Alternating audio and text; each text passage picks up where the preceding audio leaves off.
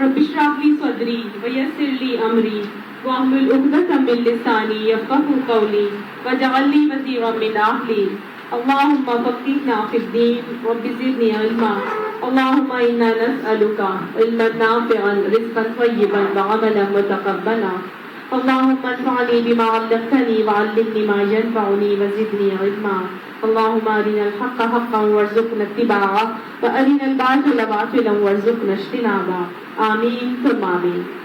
سورہ کہف ہم کر رہے ہیں آیت نمبر 26 تک، ہم نے پچھلی کلاس میں کیا تھا، آج آیت نمبر 27 سے کریں گے۔ بسم اللہ الرحمن الرحیم۔ وَاتْلُ مَا أُوحِيَ إِلَيْكَ مِنْ كِتَابِ رَبِّكَ، اور اے نبی صلی اللہ علیہ وآلہ وسلم پڑھ کر سنائیے، پڑھ کر بتائیے، کیا پڑھ کر بتائیے؟ مَا أُوحِيَ إِلَيْكَ، جو کچھ وحی کیا جا رہا ہے آپ کی طرف، من کتاب رب، آپ کے رب کی طرف سے جو کتاب آپ کے اوپر نازل کی گئی ہے، اس کتاب میں جو آپ کا رب آپ کو بیان کر رہا ہے وہ چیز آپ پڑھ کر سنا دیجیے۔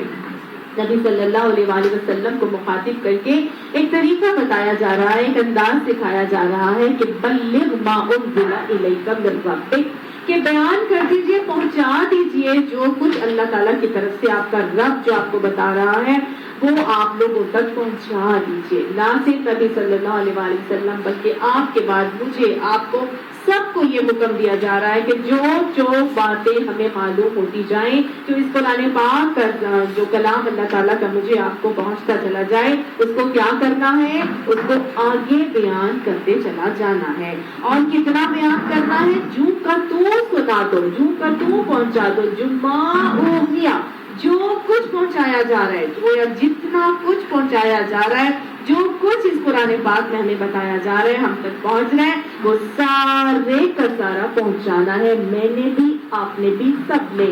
اور کس کو پہنچانا ہے؟ سب کو پہنچانا ہے، ہر ایک کو پہنچانا ہے۔ آپ صلی اللہ علیہ وسلم کو حکم دیا گیا تھا کیا کرو؟ سب تک پہنچا دو۔ بلغ ما انزل الیک من ربک، پہنچا دو۔ پھر ان کا حکم دیا گیا کہ اپنے انذر عشیرتک الاقربین، اپنے قرابت داروں کو پہنچاؤ۔ پھر آہستہ آہستہ آہستہ آہستہ پوری دنیا تک اس کو پیغام کو لے کر پہنچانا ہے۔ لا مبدل لکلماتہ، کوئی اس کی باتوں کو بدل نہیں سکتا۔ اگر آپ چاہیں تو کہ اللہ کے کلام کو بدل لیں تو اللہ تعالیٰ فرماتا ہے اللہ کی باتوں کو کوئی بدل نہیں سکتا، نہ ان باتوں میں کوئی تغیر ہوگا نہ کوئی تبدل ہوگا۔ قرآن کا یہ چیلنج پوری کتاب میں، پوری قرآن پاک میں 4 مرتبہ اور ایک جگہ پہ 5 مرتبہ جو ہے وہ اللہ تعالیٰ کی طرف سے دیا گیا ہے کہ اس جیسا کوئی ایک سورت، ایک کلام، ایک آیت کچھ بنا کے 10 صورتیں بنا کے لا کے دکھا دو، کوئی نہیں بنا سکتا نا۔ تو اللہ تعالیٰ کی فرمودات، اللہ تعالیٰ کے بیانات، اللہ تعالیٰ کی باتوں کو کوئی تبدیل نہیں کر سکتا، اس میں کوئی تبدیلی نہیں ہو سکتی اور نہ ہی ہم اس میں کسی تبدیلی کرنے کا کوئی مجاز رکھتے ہیں۔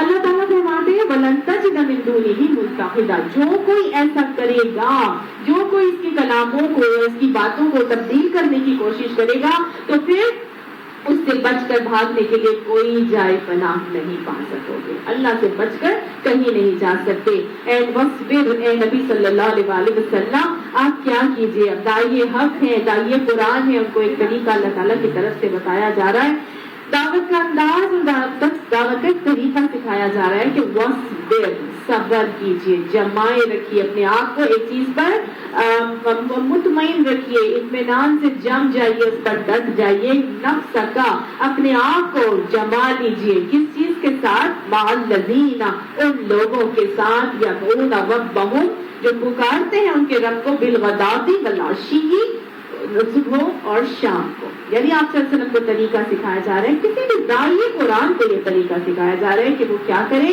کہ وہ ان لوگوں کے ساتھ جو اپنے رب کو صبح شام پکارتے ہیں ان کے ساتھ جما لیجیے، ان کے ساتھ جم جائیے، جڑ جائیے۔ قرآن کا حکم آتا ہے یا الذین آمنوا کونوا مع الصادقین، اے لوگوں جو ایمان لائے ہو کیا کرو، سچوں کا ساتھ پکڑ لو۔ گویا اجتماعیت کی فضیلت یہاں بتائی جا رہی ہے، جڑ جانے کا درس دیا جا رہا ہے۔ جميعا واعتصموا بحبل اللہ جميعا، اللہ کی رسی کو مضبوطی کے ساتھ مل کر پکڑ لو، ولا تفرقوا، اور تفرق میں نہ پڑو۔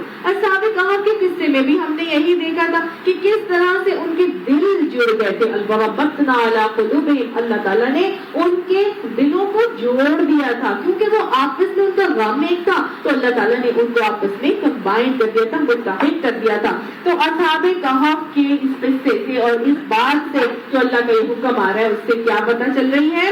اچھی صحبت کو اپنانے کا پیغام مل رہا ہے، اچھی صحبت کے ساتھ جڑ جانے کا جو ہے مجھے آپ کو درس دیا جا رہا ہے۔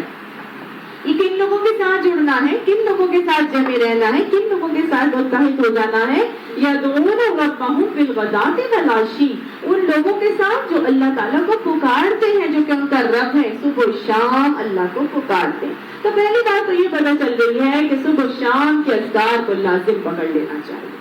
صبح بھی پکارنا ہے اللہ کو، شام کو بھی پکارنا ہے۔ یہ صبح شام کے مسنون اذکار وہ اذکار ہیں جس میں اللہ تعالیٰ کی طرف سے میرے آپ کے لیے رحمت کی دعائیں بھی ہیں، حفاظت کی دعائیں بھی ہیں، اللہ کی طرف سے مختلف مشکلات سے بچاؤ کی دعائیں بھی ہیں، فرشتوں کی طرف سے بھی جو ہے وہ رحمتیں، اور اللہ فرشتوں کی طرف سے بھی ان کی دعاؤں کا حقدار بھی انسان ہوتا ہے۔ اتنی طرح سے اللہ تعالیٰ کی طرف سے یہ جو دعائیں مسنون مجھے اور آپ کو صبح شام کی بتائی گئی ہیں، میرے اور آپ کے لیے ہر طرح کی خیر ہی لاتی ہیں۔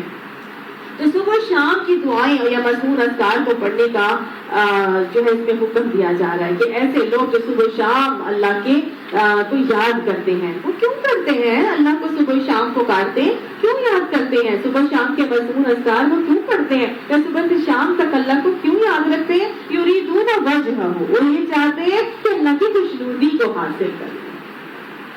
تو صبح شام کے مسنون اذکار کو پڑھنے سے گویا اللہ تعالیٰ کی خوشنودی حاصل ہوتی ہے، تو رضی اللہ عنہم ورضوا عنہ کا ٹائٹل مل جاتا ہے، وہ اللہ تعالیٰ کی رضا کے سر سے سرفراز ہو جاتے ہیں جو صبح شام کی دعاؤں کو اپنے لیے لازم پکڑ لیتے ہیں۔ صبح شام کی دعاؤں کو پکڑنے کا اور پڑھنے کا، اہتمام کرنے کا ایک طرح سے پیغام مل رہا ہے۔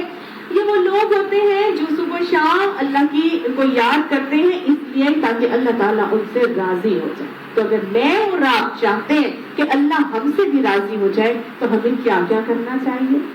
صبح شام کے اذکار کو لازم کرنا چاہیے، ایسے لوگوں کا ساتھ پکڑ لینا چاہیے جہاں سے صبح شام اللہ کا ذکر ہو رہا ہوتا ہے، ایسے لوگوں کا ساتھ اپنانا چاہیے جو اللہ کو یاد رکھتے ہیں اور اللہ کی رضا سے سرفراز ہوتے ہیں۔ تو گویا مجھے اور آپ کو یہ پیغام مل رہا ہے کہ ایسے لوگوں کا ساتھ پکڑ لیا جائے اگر ہم چاہتے ہیں کہ اللہ سبحانہ تعالیٰ ہم سے بھی راضی ہو جائے۔ وَلَا تَعْدُ عَيْنَاكَ، اور نہ پھیرو نگاہوں کو اپنی عنہم ان سے، ایسے لوگوں کو جو اللہ کو صبح شام پکارتے ہیں اس لیے تاکہ اللہ ان سے راضی ہو جائے، اللہ کی رضا سے وہ سرفراز ہو جائے، اللہ کی رضا کو پانے کے لیے صبح شام اللہ سے کو یاد رکھتے ہیں، تو پھر ایسے لوگوں کی طرف سے نگاہیں مت پھیرو۔ اگر تمہیں لگتا ہے کہ وہ فائنینشلی معاشی طور پر تھوڑے لو درجے کے بھی ہیں، تھوڑے کم تر درجے کے بھی ہیں، اللہ تعالیٰ نے ان کو مالی اسباب سے نہیں نوازا، وہ تمہیں غریب لگتے ہیں، نہ تو آپ یہ کہہ لیں کہ اگر تمہیں وہ اپنے سوشو اکنامک اسٹیٹس کے لحاظ سے ویسے نہیں لگتے تو ان کی طرف سے نگاہیں مت پھیرو۔ کیوں؟ کیونکہ رضوان من اللہ اکبر، اللہ کی رضا تو سب سے بڑی چیز ہے، ان لوگوں کے بعد تو اللہ کی رضا ہے۔ تم دنیا کی چیزوں کو دیکھ دیکھ کر جو ہے وہ خوش ہو رہے ہو اور دنیا کی چیزوں کی وجہ سے تم اپنے ایک طبقاتی نظام کو بنا لیتے ہو کہ یہ اپ گریڈڈ ہے، یہ ڈاؤن گریڈڈ ہے، یہ لو گریڈ کا ہے، یہ جو ہے وہ بہت زیادہ ایلیٹ طبقے سے بلانگ کرتا ہے۔ نہیں، اللہ نے مجھے اور آپ کو حکم دے دیا ایسے لوگوں سے جو اللہ کی خوشنودی کو حاصل کرنے کے لیے ہم وقت جٹے ہوئے ہیں، ایسے لوگوں سے نگاہیں مت پھیرو۔ ہم نے دیکھا کیا صلی اللہ علیہ وسلم کے بھی ساتھ جو تھے نہ صرف اپر کلاس یا آپ کہہ لیجیے فائنینشلی طور پر جو بہت مستحکم تھے، حضرت عبدالرحمان بن عوف ہے، حضرت ابوبکر صدیق ہے، یہ لوگ جن کو معاشی طور پر اللہ تعالیٰ نے بہت خوشحال بنایا تھا، صرف وہی شامل نہیں تھے بلکہ اور کون تھے؟ زیادہ تر غلام طبقہ تھا۔ عمار بن یاسر ہیں، خباب بن ارت ہے، سہیل بن سنان رومی ہے، کتنے حضرت یاسر، کتنے سارے لوگ ہیں نا جو آپ کا حضرت بلال حبشی، ان کا کہاں تک کون سا درجہ پہنچتا ہے۔ تو یہ اللہ کی خوشنودی کو حاصل کرنے والے وہ لوگ ہیں جن کو سب سے بلند ترین درجہ اللہ تعالیٰ نے عطا فرما دیا.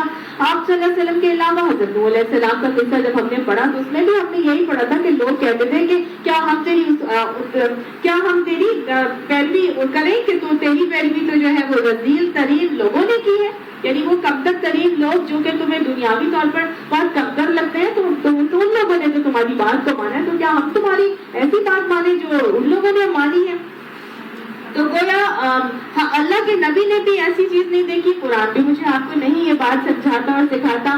آپ صلی اللہ علیہ وسلم کے بعد جب غزوہ خیبر کا وقت تھا تو آپ صلی اللہ علیہ وسلم پڑاؤ ڈالے ہوئے تھے, ایک جگہ لشکر کا پڑاؤ تھا, ایک چرواہا ہے اس کو اسود رائی کہتے ہیں, کالے سیاہ رنگ کا تھا, اور رائی چرواہے کو کہتے ہیں, نام اس کا پتہ نہیں کیا تھا لیکن کتابوں میں اس کا نام اسود رائی آتا ہے, یہ کالا چرواہا تھا. تو اس کے دل میں آیا کہ اتنا عالی شان لشکر ہے, میں بھی تو دیکھوں اس لشکر کا سربراہ کون ہے. تو وہ ڈھونڈتا دیکھتے کہ کون سا سربراہ ہے, تو میں جاؤں گا تو دیکھوں گا اتنا عالی شان لشکر. 7 ہجری کا وقت ہے, خیبر کا موقع ہے, فتح خیبر کرنے کے لیے آئے ہوئے آپ صلی اللہ علیہ وسلم, پورے لشکر نے پڑاؤ کیا ہے. خیموں سے ڈھونڈتا اسود رائی جو ہے آپ صلی اللہ علیہ وسلم کے خیمے تک پہنچ جاتا ہے. پتا چلتا ہے جی ہمارے سربراہ جو ہے وہ یہاں پر ہے. نہ کوئی دربان, نہ کوئی کھڑا ہوا محافظ, نہ پہرے دار, وہ ایسے ہی جاتا ہے اور اندر جا کے اور آپ صلی اللہ علیہ وسلم کے پاس پہنچ جاتا ہے. حیران ہوتا ہے کہ یہ تو کوئی بہت ہی عجیب و غریب سی بات ہے کہ اتنا عالیشان لشکر لیکن کوئی پہرے دار یہاں پہ موجود نہیں. آپ صلی اللہ علیہ وسلم کے پاس جاتا ہے, دل اس کا جو ہے وہ مرغوب ہو جاتا ہے اور مان جاتا ہے آپ صلی اللہ علیہ وسلم سے. پھر پوچھتا ہے کہ یا رسول اللہ آپ مجھے یہ بتائیں کہ اگر میں آپ کا دین قبول کر لوں گا تو پھر آپ مجھے میرے ساتھ کیا کریں گے. تو آپ صلی اللہ علیہ وسلم نے اس کو یہ کہا تھا کہ ہم تمہیں اپنا دینی بھائی بنائیں. پھر اس نے یہ کہا تھا اور آپ نے فرمایا ہم تمہیں عزت کا مقام دیں گے. اس کو اتنا اچھا لگا کہ کہنے لگا میں ابھی جو ہے وہ آپ کے ساتھ جو ہے لشکر میں لڑوں گا. اور آپ نے منع کر دیا. آپ نے فرمایا کہ نہیں, تمہارے پاس جو یہ بکریاں ہیں کسی کی امانت ہے, اور جاؤ پہلے اس امانت کو اس کے مالکوں کے حوالے کر کے آؤ اور پھر آ کے جو ہے وہ تم نے لشکر میں ہمارے ساتھ شامل ہو جاؤ. تو یہ وہ طریقے تھے آپ صلی اللہ علیہ وسلم کے کہ کوئی انداز ایسا نہیں نظر آ رہا کہ یہ کمتر درجے کا ہے یا یہ برتر درجے کا ہے, میں اس کے ساتھ بہترین معاملات کروں. اللہ ایسا لوگ کیوں کرتے ہیں کہ اب ولیج سے اچھی طرح ملتے ہیں یا امینوں سے اپنے تعلقات رکھتے ہیں. قرآن میں اللہ تعالیٰ اس کی وجہ بتا رہے ہیں. تريد زینت الحیات دنیا, تم ان لوگوں سے اس لیے اچھے معاملات رکھتے ہو کہ تم دنیا کی زینت کو چاہتے ہو. اور آپ دیکھیے ایسی ہی بات ہے نا, ہم لوگوں سے اپر کلاس سے کیوں تعلقات رکھنا چاہتے ہیں, کیونکہ ہم سمجھتے ہیں کہ شاید جو ہے وہ ہمیں ان کے ساتھ تعلقات رکھنے میں ہمیں بھی بہت کوئی فائدے حاصل ہوں گے, ہمیں بھی دنیاوی بہت عزت ہو جائے گی, نام ہو جائے گا, مرتبہ ہو جائے گا. جو دنیا کے پیچھے بھاگے گا جو اس کے لیے کیا حدیث آتی ہے, حدیث کا مفہوم کیا آتا ہے کہ اگر تم دنیا کی محبت کو اللہ کی محبت پر غالب کرو گے تو اللہ تمہیں دنیا میں الجھا دے گا, تمہارے حال کو بڑا گندا کر دے گا. تم دنیا کے پیچھے بھاگو گے لیکن تمہاری دنیا اتنی ہی آئے گی جتنا تمہارا مقدر. لیکن اگر تم دنیا کے بجائے اللہ کی محبت کو اپنے اوپر غالب کرو گے تو پھر دنیا ناک رگڑتی ہوئی تمہارے پاس آئے گی. اور ایسا ہی ہوتا ہے. تو اللہ تعالیٰ فرماتا ہے تم اس لیے ان لوگوں کے ساتھ اچھا رکھتے ہو کہ تم دنیا کی زندگی کو چاہتے ہو, یہاں کی کھیتیاں, یہاں کی فیکٹریاں, یہاں کے نام, یہاں کے مرتبے, یہاں کی عزت اور عہدے, اقتدار اور طاقتیں تم چاہتے ہو. تم اسی لیے ان لوگوں سے اچھا معاملہ کر رہے ہو. ولا توتے ہو. اب طریقہ بتایا جا رہا ہے. طریقہ کیا بتایا جا رہا ہے کہ نہ تم اطاعت کرو من اغفلنا قلبہ, جس کو غافل کر دیا ہم نے اس کے دل کو, عن ذکرنا, اپنے ذکر سے. ایسے شخص کی اطاعت مت کرو جس کے دل کو ہم نے اپنے ذکر کی یاد سے غافل کر دیا. ظاہر ہے جب انسان دنیا کے پیچھے پڑے گا, دنیا کی محبت کے اپنے اوپر غالب کرے گا تو پھر کیا ہوگا؟ اللہ کو یاد کرے گا نہیں. کیوں نہیں کرے گا؟ غفلت میں کیا ہوگا؟ اللہ تعالیٰ فرماتا ہے وَاتَّبَعَ هَوَاهُ, وہ بھی کیا کرنے لگ جاتا ہے, غافل ہو جاتا ہے تو وہ اپنی خواہشات کی پیروی کرنے لگ جاتا ہے. وَكَانَ أَمْرُهُ فُرُطًا, اور اس کا عمل افراط و تفریق پر مبنی ہو جاتا ہے، کبھی ادھر کبھی ادھر، ڈاواں ڈول ہوتا ہے، جو دل میں آتا ہے وہ کرتا ہے، اپنے من کی باتیں مانتا ہے، اپنے دل کی خواہشات کو مانتا ہے۔ تو منع کیا جا رہا ہے ایسے ہر شخص سے جس کے دل کو اللہ نے اپنی یاد سے غافل کر دیا، کیونکہ ایسے وہ شخص جو اللہ کی یاد ان کے دلوں میں اگر نہیں ہوتی تو پھر شیطان ان کے اوپر حملہ کر کے شیطان حاوی ہو جاتا ہے، اور پھر ان کی وہ شخص اپنی خواہشات نفس کا غلام بن جاتا ہے، اور خواہشات نفس کا غلام بننے والا شخص قرآن ہمیں بتاتا ہے کہ یہ کتے کی طرح ہے، اور یہ ایک جگہ آتا ہے بل ہم اضل، وہ اونچا ان سے بھی بدتر۔ ایسے لوگ اپنے خواہشات نفس کے پیچھے پڑ جائیں، ان کو قرآن میں ایک جگہ کہا گیا اولئک کالانعام، کہ یہ تو جانوروں کی طرح، بل ہم اضل، بلکہ ان سے بھی زیادہ ہوتا کیا ہے؟ حدیث ہمیں بتاتی ہے نا، حدیث بتاتی ہے کہ ہر انسان کے دل کے دو حصے ہوتے ہیں، جس میں سے ایک میں کیا رہتا ہے؟ فرشتہ، اور ایک میں شیطان۔ جب تک انسان کا دل، اس کی زبان ذکر الہی کرتی رہتی ہے تو دل کے اس حصے سے شیطان چلا جاتا ہے، اور جیسے ہی وہ ذکر الہی سے غفلت برتتا ہے دل کے اس حصے پہ شیطان آتا ہے، اپنی چونچ رکھ کے وسوسہ ڈالتا ہے اور اپنا کام شروع کر دیتا ہے۔ تو جو شخص اللہ کی یاد سے غافل ہو گیا اس کے اوپر کس کا قبضہ ہو جائے گا؟ شیطان کا۔ شیطان کا حملہ ہو جاتا ہے، شیطان اس کے اوپر قابض ہو جاتا ہے، اور پھر اس کو اپنی خواہشات نفس کا غلام بنا لیتا ہے۔ پھر اس کا دل چاہتا ہے تو وہ کرتا ہے، دل نہیں چاہتا تو وہ نہیں کرتا، جیسے دل چاہتا ہے ویسے کرتا ہے، جیسے دل چاہتا ہے خوشی مناتا ہے، جیسے دل چاہتا ہے غمی کرتا ہے، جیسے دل چاہتا ہے کپڑے پہنتا ہے، جیسے دل چاہتا ہے کھانا کھاتا ہے، جیسے دل چاہتا ہے صبح شام گزارتا ہے، جو اس کا دل چاہتا ہے وہ کرتا ہے، کیونکہ وہ کس کا غلام بن جاتا ہے؟ اپنے خواہش نفس کا۔ اس کو یہ نہیں ہوتا کہ اس میں اللہ نے مجھے کیا کہا، اس کو یہ نہیں ہوتا کہ اس بارے میں مجھے نبی صلی اللہ علیہ وسلم نے کیا بتایا ہے، یہ اسی لیے ہوتا ہے کیونکہ اس کا دل ذکر الہی سے غافل ہوتا ہے، تو بس وہ اپنی خواہشات نفس کا غلام بچ جاتا ہے۔ ایسے شخص کے بارے میں قرآن بتاتا ہے اَرَأَيْتَ مَنِ اتَّخَذَ إِلَٰهَهُ هَوَاهُ، کیا تم نے کسی ایسے شخص کو دیکھا جس نے اپنی خواہشات نفس کو اپنا خدا بنا لیا ہے؟ اور جو شخص ذکر الہی کرتا ہے اس کو کیا ملتا ہے؟ ذکر الہی سے کیا ملتا ہے؟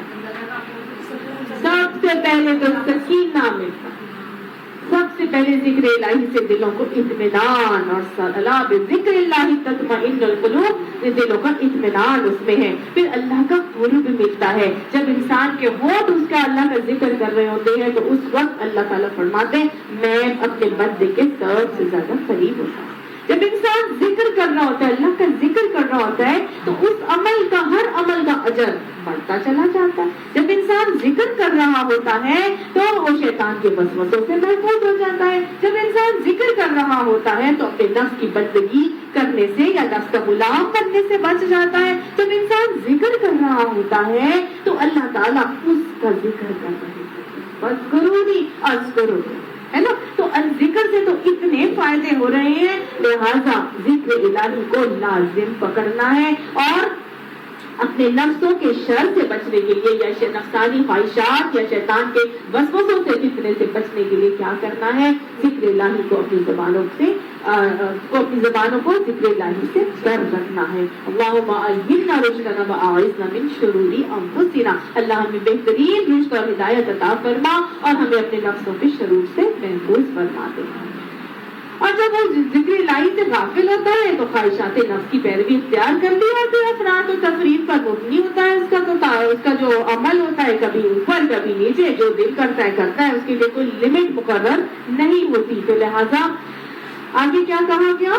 وَقُلِ الْحَقُّ مِن رَّبِّكُمْ، اور کہہ دو یہ حق ہے تمہارے رب کی طرف سے، فَمَن شَاءَ فَلْيُؤْمِنْ وَمَن شَاءَ فَلْيَكْفُرْ، جس کا دل چاہتا ہے اس کو مان لے، جس کا نہیں دل چاہتا اس سے انکار کر دے۔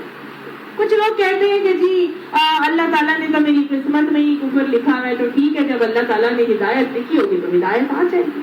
اللہ تعالیٰ نے ہماری قسمت میں ہی ایسا لکھا ہے، جب وہ اللہ تعالیٰ چاہے گا تب ہو جائے گا۔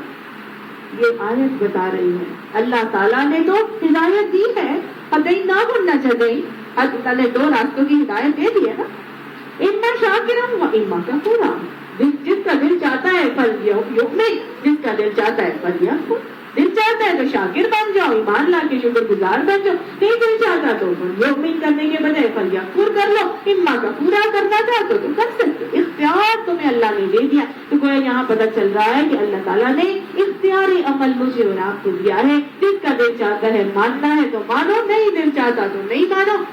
یہ اختیار اللہ تعالیٰ نے اپنی دو مخلوقات میں سے کو دیا ہے۔ کون سی دو مخلوقات ہیں؟ انسان اور جن۔ یہ دو جنات صاحب اختیار مخلوق ہے۔ اللہ تعالیٰ نے ساری باتیں بتا دی ہیں، جس کا چاہتا ہے دل مان لے، جس کا نہیں دل چاہتا وہ انکار کرتے۔ اب جو انکار کرے گا تو اس کا کیا حال ہوگا؟ ان اعتدنا للظالمین نارا، ایسے ظالموں کے لیے بے شک ہم نے کیا تیار کیا ہے؟ النار تیار کی ہے۔ اللہم اجرنا من النار۔ احاط بہم سرادقها، اس کو گھیرے ہوئے ہیں اس کی قناتیں، اس کی لپٹیں، اتنی بڑی آگ اللہ تعالیٰ نے اس کو تیار کر کے رکھی ہے کہ جس کو گھیرے میں لیے ہوئے، آگ کی قناتیں، قنات کس کو کہتے ہیں؟ ٹینٹ جو ہوتا ہے اس کو قنات کہا جائے، اتنے بڑے اس کے شعلے ہیں کہ وہ پورے کے پورے گھیرے میں لیے ہوئے ہوں گی۔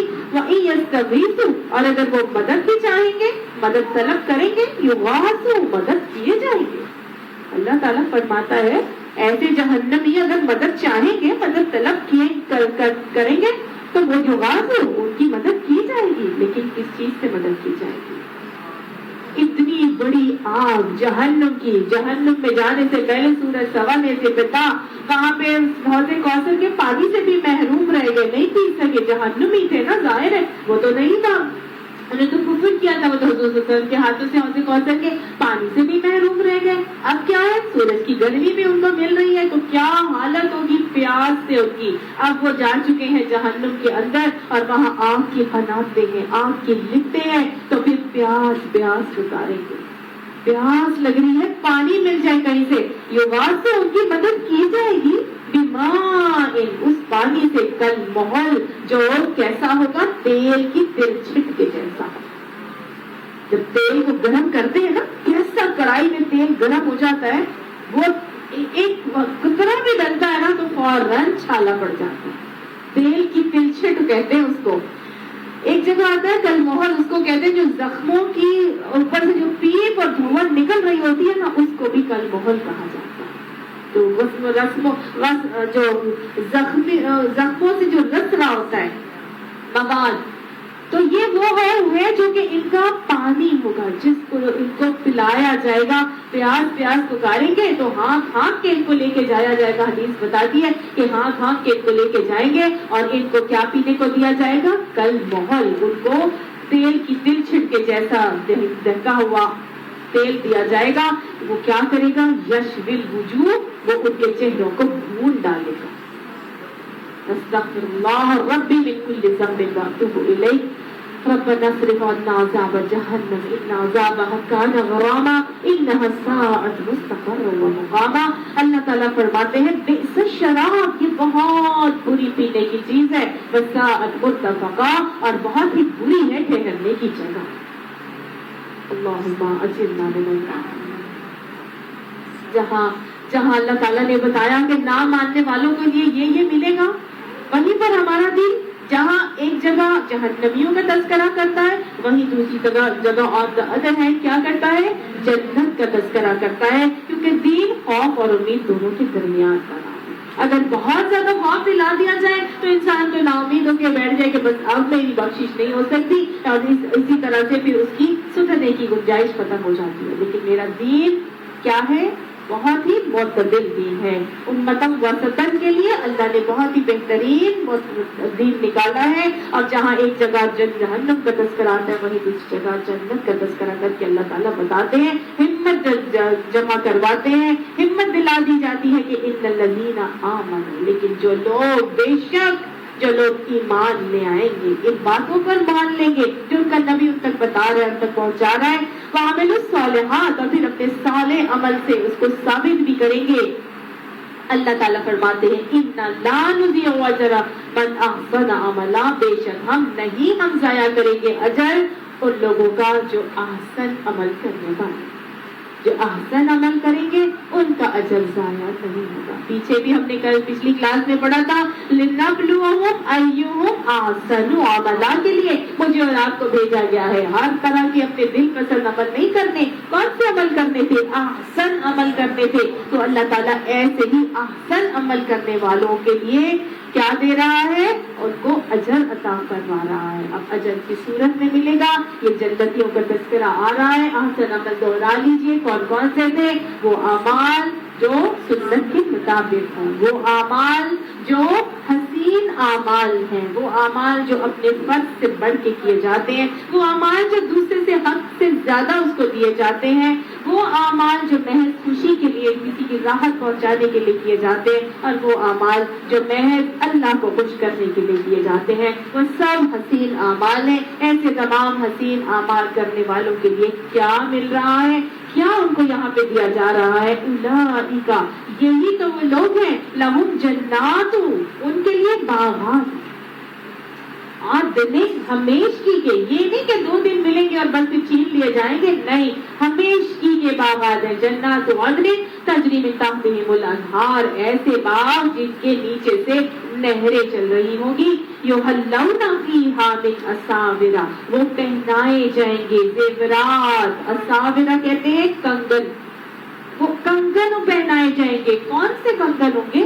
کون سے زیورات کے کنگن ان کو پہنائے جائیں گے؟ من ذہب، سونے کے. سونے کے کنگن ان کے زیورات ان کو پہنائے جائیں گے. وَيَلْبَسُونَ ثِيَابًا، اور ان کو پہنائے جائیں گے کپڑے. کیسے؟ خضرا، ہرے رنگ کے، سبز رنگ کے ان کو کپڑے پہنائے جائیں گے. وہ کپڑے کس مٹیریل کے ہوں گے؟ من سندس، باریک ریشم. باریک ریشم، وہ ریشم ہوتے ہیں نا، وہ جو آتی ہے شانتوس کی شال، اطلس. وہ کیا اطلس کا موٹا ہوتا ہے، وہ جو ریشم ہوتا ہے باریک باریک. یہ چائنا سلک کا دوپٹہ باریک ریشم ہوتا ہے. انگلی یہ جو انگوٹھی ہے اس کے اندر سے گزارتے جائیں گے پورا نکل جائے گا.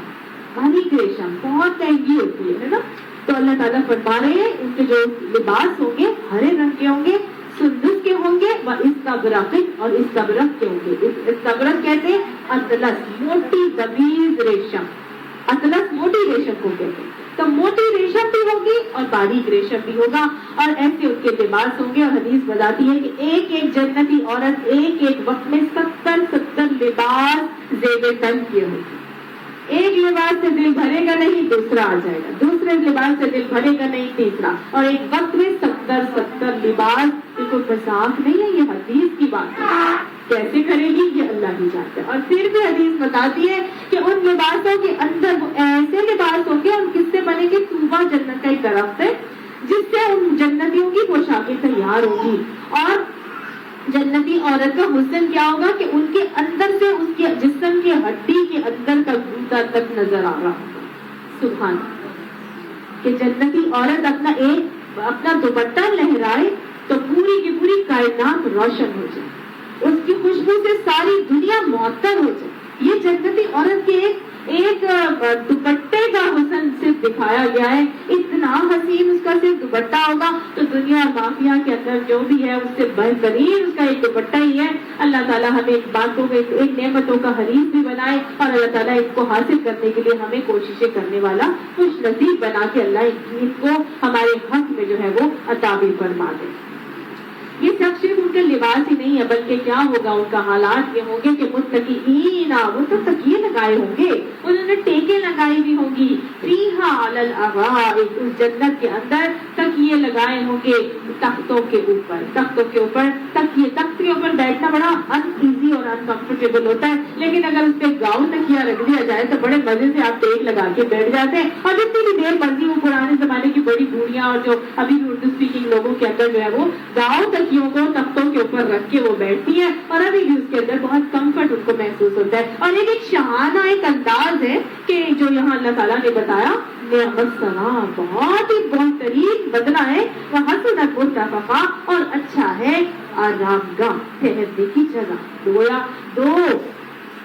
دو اللہ تعالیٰ اللہ نے یہاں پہ گروپس بتا دیے. مان لو گے فَلْيُؤْمِن بننا چاہتے ہو یا فَلْيَكْفُرْ بننا چاہتے ہو, اور دونوں گروہوں کو جو ملنے والا ہے وہ بھی اللہ تعالیٰ نے مجھے اور آپ کو یہاں پہ سکھا دیا. فَلْيُؤْمِن جو مان لے گا اس کے لیے کیا ہے, ایمان لانے والوں کے لیے جنات عدن بتا دی گئی, ہمیشگی کے باغات ہیں, تجری من تحتہم الانہار, ان کے نیچے نہریں جا رہی ہوں گی, ہینگنگ گارڈنز ہیں کہ نیچے سے نہریں چل رہی ہیں, سونے چاندی کے کنگن ہیں جو ان کو پہنائے جا رہے ہیں, اور کہاں تک پہنائے جائیں گے, حدیث بتاتی ہے کہ یہ کنگن جو ہے جہاں جہاں تک ان کے وضو کا پانی پہنچتا تھا وہاں تک جنتیوں کو کنگنوں سے آراستہ کیا جاتا. سبحان اللہ. آپ صلی اللہ علیہ وسلم نے جب یہ بات بتائی تو صحابہ کرام, یہ صرف عورتوں کے کنگن نہیں ہوں گے, مردوں کو بھی کنگن پہنائے جائیں گے. اور صحابہ کرام کو جب یہ بات پتہ چلی تو وہ وضو کو کونیوں تک کرنے کے بجائے اور اوپر تک ڈھیلا کرتے تھے کہ جہاں جہاں تک وضو کا پانی پہنچے گا تو ہماری یہاں تک پہنچے تو ہم جو ہے وہ کنگن بھی یہاں تک پہنے ہوں گے. اور کیا مل رہا ہے, یلبسون ثیابا خضرا, وہ کیا پہنائے جائیں گے, سبز رنگ کے کپڑے, اور کن چیزوں سے بنے ہوں گے, من سندس و استبرق, متکئین, وہ کیا ہوں گے, تکیے لگائے ہوں گے تختوں کے اوپر, الارائک, اللہ تعالیٰ فرماتے ہیں حسنا مرتفقا, یہ تو بہت ہی اچھی آرام گاہ ہے. یہ میدان حشر سے حوض کوثر کا پانی بھی پی کر آئے تھے. ان کو تو ہلکے سے نزلے زکام جیسی تکلیف تھی, حشر کی گرمی بھی ان کو نہیں چھوئی تھی, تو لہٰذا پیاس تو ان کو تھی ہی نہیں, لیکن پھر بھی اللہ سبحانہ تعالیٰ ان کو سلسبیل سے پانی پھیلائے گا. خود جو جنتی آئیں گے مقربون, جو اصحاب الیمین, اللہ تعالیٰ ان کو کیا کریں گے, اپنے ہاتھوں سے سلسبیل کے چشمے کا پانی پھیلائیں گے. اور مخلدون جو ہے وہ جام اور ساغر لیے ان کے آگے آگے پھر رہے ہیں. یہ ہوگی جنتیوں کی خوش بختیاں. اللہ ہمیں جنتی بنا دے. فَلْيَكْفُرْ کرنے والوں کے لیے کیا ہوگا, ان کے لیے النار کا عذاب. ٹھیک ہے, اس کے بعد النار کیسی ہے, احاطت بہم سرادقها, اس کو آگ کی قناتیں لپیٹے ہوئے ہیں, سلاسل میں ان کو جگڑا جائے گا, ان کو قناتیں پکڑی ہوئی ہیں, اور ساتھ ساتھ ان کو آگ ہی کی بیڑیاں ہیں, آگ ہی کے توق ہیں, آگ ہی کے غالیچے ہیں, آگ ہی کی سب کچھ ہے, اوپر نیچے آگے پیچھے دائیں بائیں ہر طرف آگ ہی آگ ہے. قرآن میں آتا ہے پکڑو اس کو اور گھسیٹتے ہوئے لے جاؤ, اور 70 ہاتھ لمبی زنجیروں میں پکڑ کے اس کو زنجیروں میں پیرو دو. قرآن میں آتا ہے. پھر یہ کہ ایسے جہنمیوں کے لیے قرآن بتاتا ہے آگ کے لباس کاٹے جا چکے ہیں, ان کے لباس بھی آگ ہی کے ہوں گے. ایسی خواتین جو میت کے اوپر نوحہ اور بین کرتی ہوں گی, ماتم کرتی ہوں گی, ایسی خواتین کے لیے حدیث بتاتی ہے ان کے لیے اس کا گندھک کا لباس ہوگا اور کھجلی کا کرتا ہوگا. اور گندھک کیا ہے, کوئی کے لباس کاٹے جا رہا ہوگا اور کھجلی کا کرتا ہوگا. اور ایک اور جگہ پہ گندھک کا پاجامہ پہنایا جائے گا. اللہ تعالیٰ بتا رہا ہے یہ کیا ہے, ساعت مرتفقہ, یہ بہت ہی بری قیام کرنے کی جگہ ہے. اللہ ہمیں اس سے محفوظ فرمائے. ان کو پینے کے لیے کیا دیا جا رہا تھا, ماء کالمہل, ان کو زخموں کی دھوہر یا تیل کی تل چھٹکے جیسا پانی ان کو دیا جائے گا جو ان کے چہروں کو چاٹ جائے گا. اللہم اجرنا من النار, اللہم انا نسألک الجنۃ الفردوس وما قرب الیہا من قول او عمل. وضرب, اور بیان کرو, لہم, ان کے لیے, کیا بیان کرو, مثلا ایک مثال. کون سی مثال بیان کرو اے نبی صلی اللہ علیہ وسلم, ان کے لیے ایک مثال بیان کیجیے. رجلین, دو آدمی تھے, جعلنا لأحدہما, بنایا تھا ہم نے ان کے لیے ایک میں سے, جنتین, دو باغات. اللہ تعالیٰ فرماتے ہیں دو آدمی تھے, ان کی ایک مثال بیان کیجیے. ان میں سے ایک آدمی کو ہم نے باغات دیے تھے, جنتین یعنی دو باغات دیے تھے. جنت کہتے ہیں اس باغ کو جس کے اندر مٹی نظر نہ آئے. ماں کے پیٹ کے اندر بچہ جنین ہوتا ہے نا, ہمیں نظر نہیں آتا, انتہائی چھپا ہوا ہوتا ہے. اسی طرح جنت وہ باغ ہوگی جہاں پر کوئی مٹی کا ذرہ ہمیں نظر نہیں آتا آئے گا, اتنی گرین وہ ہوگی. ٹھیک ہے, تو اللہ تعالیٰ فرما رہے کہ ایک شخص تھا جس کو میں نے دو باغات دیے تھے, اور وہ باغات کیسے تھے, اتنے زیادہ خوبصورت باغات تھے, جنین جیسے کہ جنت ہوتی ہے. آتت اکلہا, نہیں, بن آناب, انگوروں میں سے, وحفظناہما, اور گھیرا ہوا تھا ان کو, بنخل, کھجور کھجوروں نے وجعلنا بینہما زرعا اور اس کے درمیان ہم نے کھیتی کی زمین رکھ دی تھی. گویا اللہ تعالیٰ نے ایک شخص کو کیا دیا تھا؟ دو لوگوں کی بات بیان کی جا رہی ہے. اس میں ایک شخص کو اللہ تعالیٰ نے باغات سے نواز دیا. اور وہ باغات کیسے ہیں کہ جس کے اندر کھجور کے باغ ہیں سائڈوں پر, اس کے اوپر انگور کی بیلیں لگی ہوئی ہیں اور اس کے ٹیٹیاں لگی ہوئی ہیں جو جیسے جالا بنا دیتے ہیں لکڑی کا, اس کے اوپر انگور کی بیلیں ہیں اور ساتھ ساتھ نیچے کیا ہے؟ پوری کی پوری کاشت کی زمین رکھی ہے. گویا انتہائی پھل لانے والی زرخیز زمین اللہ تعالیٰ نے اس شخص کو عطا کی تھی. لیکن جو دوسرا شخص اللہ تعالیٰ نے اس کو کچھ بھی نہیں دیا تھا. ٹھیک ہے, یہ اللہ تعالیٰ کی طرف سے ایک امتحان کا ایک انداز اور طریقہ ہے, آزمانے کا انداز. اللہ تعالیٰ صرف دے کر نہیں آزماتا, اللہ تعالیٰ نہ دے کر بھی آزماتا ہے. اللہ تعالیٰ کے ہمیشہ 4 انداز طریقے آزمانے کے. کبھی اللہ تعالیٰ دے کر آزماتا ہے, کسی کو اللہ تعالیٰ نہ دے کر آزماتا ہے, کسی کو اللہ تعالیٰ دینے کے بعد چھین کر آزماتا ہے, اور کبھی اللہ تعالیٰ نہ دینے کے بعد دے کر آزماتا ہے. تو یہ اللہ تعالیٰ کے 4 آزمانے کے طریقے ہیں.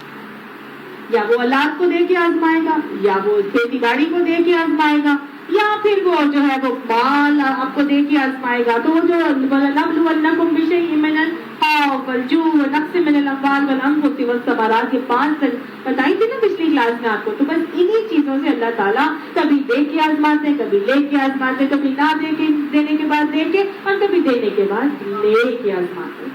کیوں کرتے ہیں اللہ تعالیٰ؟ کسی کو اتنا دے دیتے اور کسی کو دیتے ہی نہیں ہے. کیوں کرتے ہیں؟ کیا اللہ تعالیٰ ظالم ہے؟ کیا اللہ تعالیٰ عادل نہیں ہے؟ اللہ تعالیٰ تو عادل ہے نا. تو عدل کا تقاضا تو یہ تھا کہ سب کو دیا جاتا اور ان کو دیا جاتا. اللہ سبحانہ تعالیٰ نے جو عادل اس کی صفت ہے نا وہ آخرت کے لیے. دنیا میں اللہ تعالیٰ کا ایک طریقہ, ایک سنت ہے, اور اس سنت کو چلانے کے لیے اللہ تعالیٰ کا ایک نظام ہے جس میں کسی کو دیا ہے, کسی کو نہیں دیا, کسی کو کم دیا ہے, کسی کو زیادہ دیا. یہ اللہ کا ایک انداز ہے, اور اس کے ذریعے سے وہ اپنے بندے کو آزماتا ہے اور دیکھتا ہے اب میں نے اس کو دیا ہے تو یہ کیا کر رہا ہے. یہ دینے والا جو ہے یہ میرا شکر کر رہا ہے کہ نہیں, یہ دینے والا جو ہے وہ مجھے یاد رکھتا ہے کہ نہیں, یہ دینے والا نوازا جانے والا اپنے زور بازو پہ فخر تو نہیں کرتا, گھمنڈ اور تکبر تو نہیں کرنے لگ جاتا کہ میں بڑا ایسا, میں نے بڑی محنت کی, میں نے بڑا کمایا اور میں نے بڑا اس کو حاصل کیا. اپنے اوپر تو نہیں مان رکھنا, اللہ تعالیٰ کا شکر گزار بن رہا ہے کہ نہیں. تو اللہ تعالیٰ یہ بھی دیکھتا ہے کہ یہ تو نہیں کہ میں نے اس کو دیا ہے تو یہ مزید طمع اور ہرس اور لالچ کرنے کے لیے اور مزید ناجائز ذرائع سے کمانا شروع ہو جائے. پھر اللہ تعالیٰ یہ بھی دیکھتا ہے کہ اس کو میں نے دیا ہوا ہے کہ یہ بخل کر کے, کنجوسی کر کے دوسروں کی طرف جانے سے یا پہنچانے سے اپنے آپ کو روکے ہوئے تو نہیں ہے نا.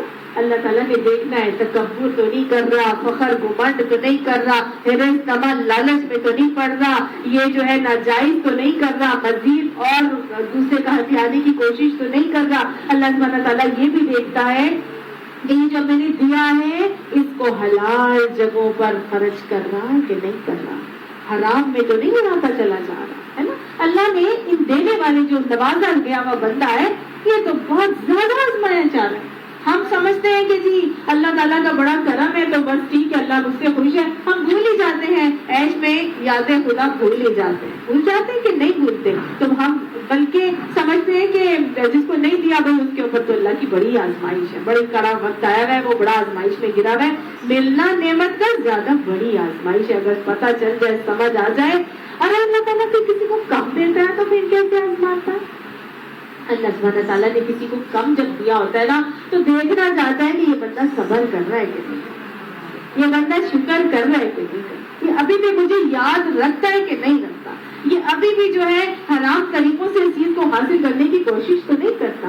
یہ کس طرح سے چل رہا ہے, میری طرف جھک جھک کے آتا ہے کہ نہیں آتا, مجھے سے حاجت روائی کرتا ہے کہ دوسروں کے پاس مشکل کشائی اور حاجت روائیوں کے لیے پہنچتا ہے اور شرک یا معاملات کرنے شروع کر دیتا ہے. اللہ سبحانہ تعالیٰ نہ دینے والے کے لیے یہ سب کچھ دیکھ رہا ہوتا ہے. تو بس اللہ سبحانہ تعالیٰ نے اب یہ 2 لوگوں کو آزمایا ہے, اور یہاں پہ مجھے اور آپ کو اس قصے سے کچھ اصول اور سبق سکھائے ہیں کہ ایک شخص تھا جس کو بڑا کچھ دیا تھا, اتنا زیادہ اللہ نے نوازا ہے کہ دونوں باغ آدھا بھوکو رہا, وہ لے کے آتے تھے پھل اس کے, وَلَمْ تَظْلِمْ مِنْهُ شیئا، اور کیا ہوا، اور نہیں انہوں نے کوئی کسر چھوڑی، یعنی کوئی ظلم نہیں کیا، کسی قسم کی کمی نہیں چھوڑی بارآور ہونے میں اور پھلنے پھولنے میں۔ وَفَجَّرْنَا، اور پھاڑ دی ہم نے خِلَالَهُمَا النَّهْرَ، ان دونوں کے درمیان نہریں بھی، اللہ نے ان باغات میں نہروں کو بھی جاری کر دیا۔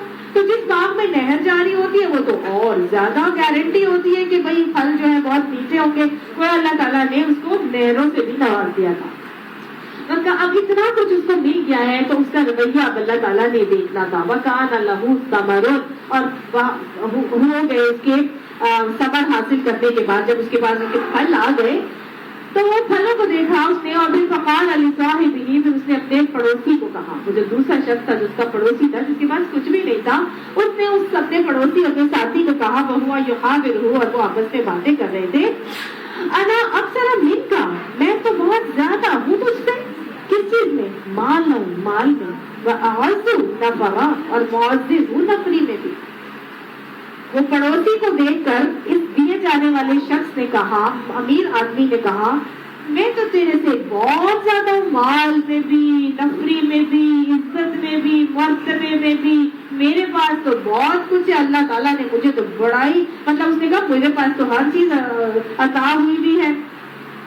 وَدَخَلَ جَنَّتَهُ، اور وہ داخل ہوا اس کی جنت میں، وَهُوَ ظَالِمٌ لِنَفْسِهِ، اور وہ اپنے نفس کے بارے میں ظلم کرنے لگا، اور وہ کیا کہنے لگا، نفس کے بارے میں ظلم کیوں کیا اس نے، کیونکہ وہ عیش بیاد خدا کو بھول گیا تھا، اللہ کا ذکر تو اس کی زبان پر آیا ہی نہیں، شکر کے الفاظ تو اس کی زبان سے نکلے ہی نہیں، ہر طرح سے وہ اللہ کو بھول گیا، اور کہنے لگا، قَالَ مَا أَظُنُّ، نہیں میں گمان کرتا، ان تبید هذه ابدا، کہ یہ سب کچھ جو ہے یہ کبھی بھی اجڑے گا۔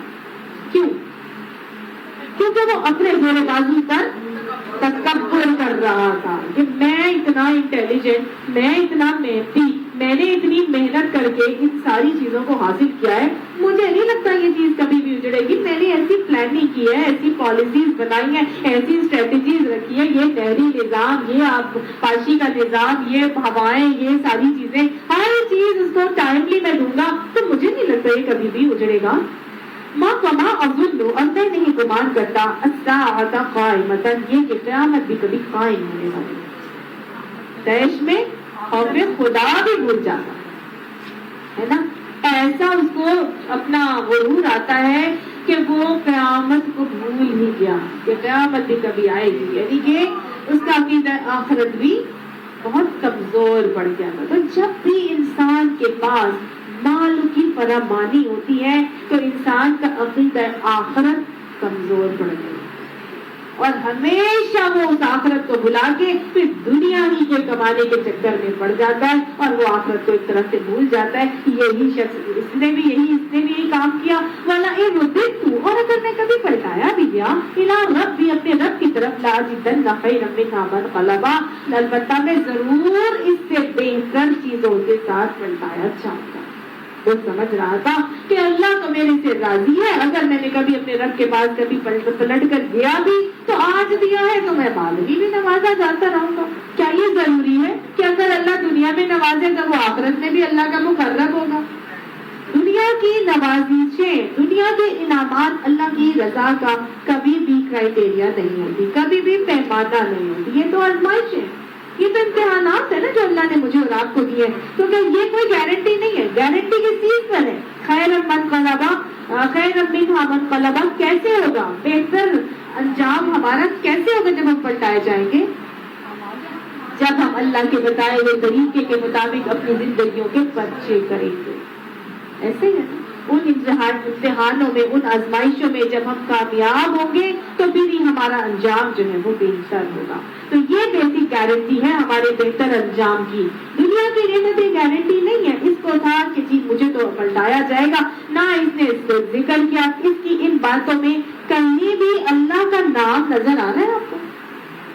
اس کی ان ساری باتوں میں کہ اللہ کا شکر ہے کہ اللہ نے تو مجھے اتنی چیزوں سے نوازا، اللہ کا شکر ہے کہ اللہ نے تو مجھے بہت ہی مال اسباب دی، کہیں بھی اللہ کا شکر نظر آ رہا ہے؟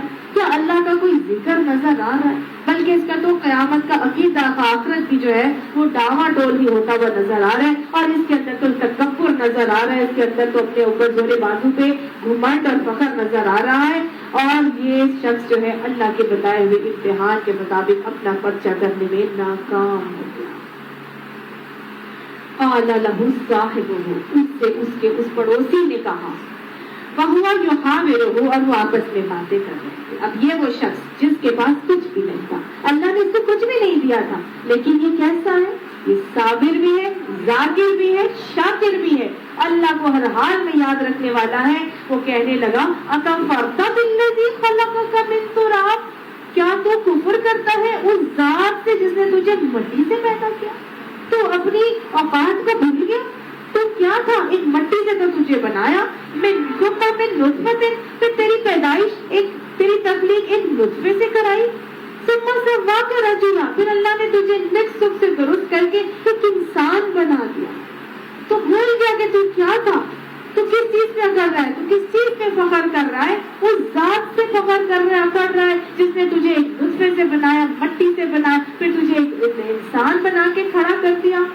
لیکنہ اللہ ربی، البتہ میں ہوں، میرا تو اللہ ہی میرا رب، ولا اشرک بربی احد، اور میں اپنے رب کے ساتھ کسی کو شریک نہیں کرتا۔ تو پہلا والا شخص کس کو شریک کر رہا تھا اللہ کے ساتھ؟ اپنے آپ کو۔ کس کو شریک کر رہا تھا؟ اپنے آپ کو، کہ میں سب کچھ کر گیا، میں نہیں سمجھتا یہ کبھی ہوگا، میں نہیں، اللہ نے، میں تو مال میں بھی زیادہ ہوں، نفری میں بھی زیادہ ہوں۔ آج کیسے ہم اپنی نفری میں زیادہ کرتے ہیں اپنے آپ کو؟ مال تو سب کو سمجھ میں آتا ہے، نفری میں ہم کیسے زیادہ ہوتے ہیں ایک دوسرے کے ساتھ؟ سپیریئر سمجھتے ہیں نا ہم اپنے آپ کو، کس طرح سے سمجھتے ہیں سپیریئر؟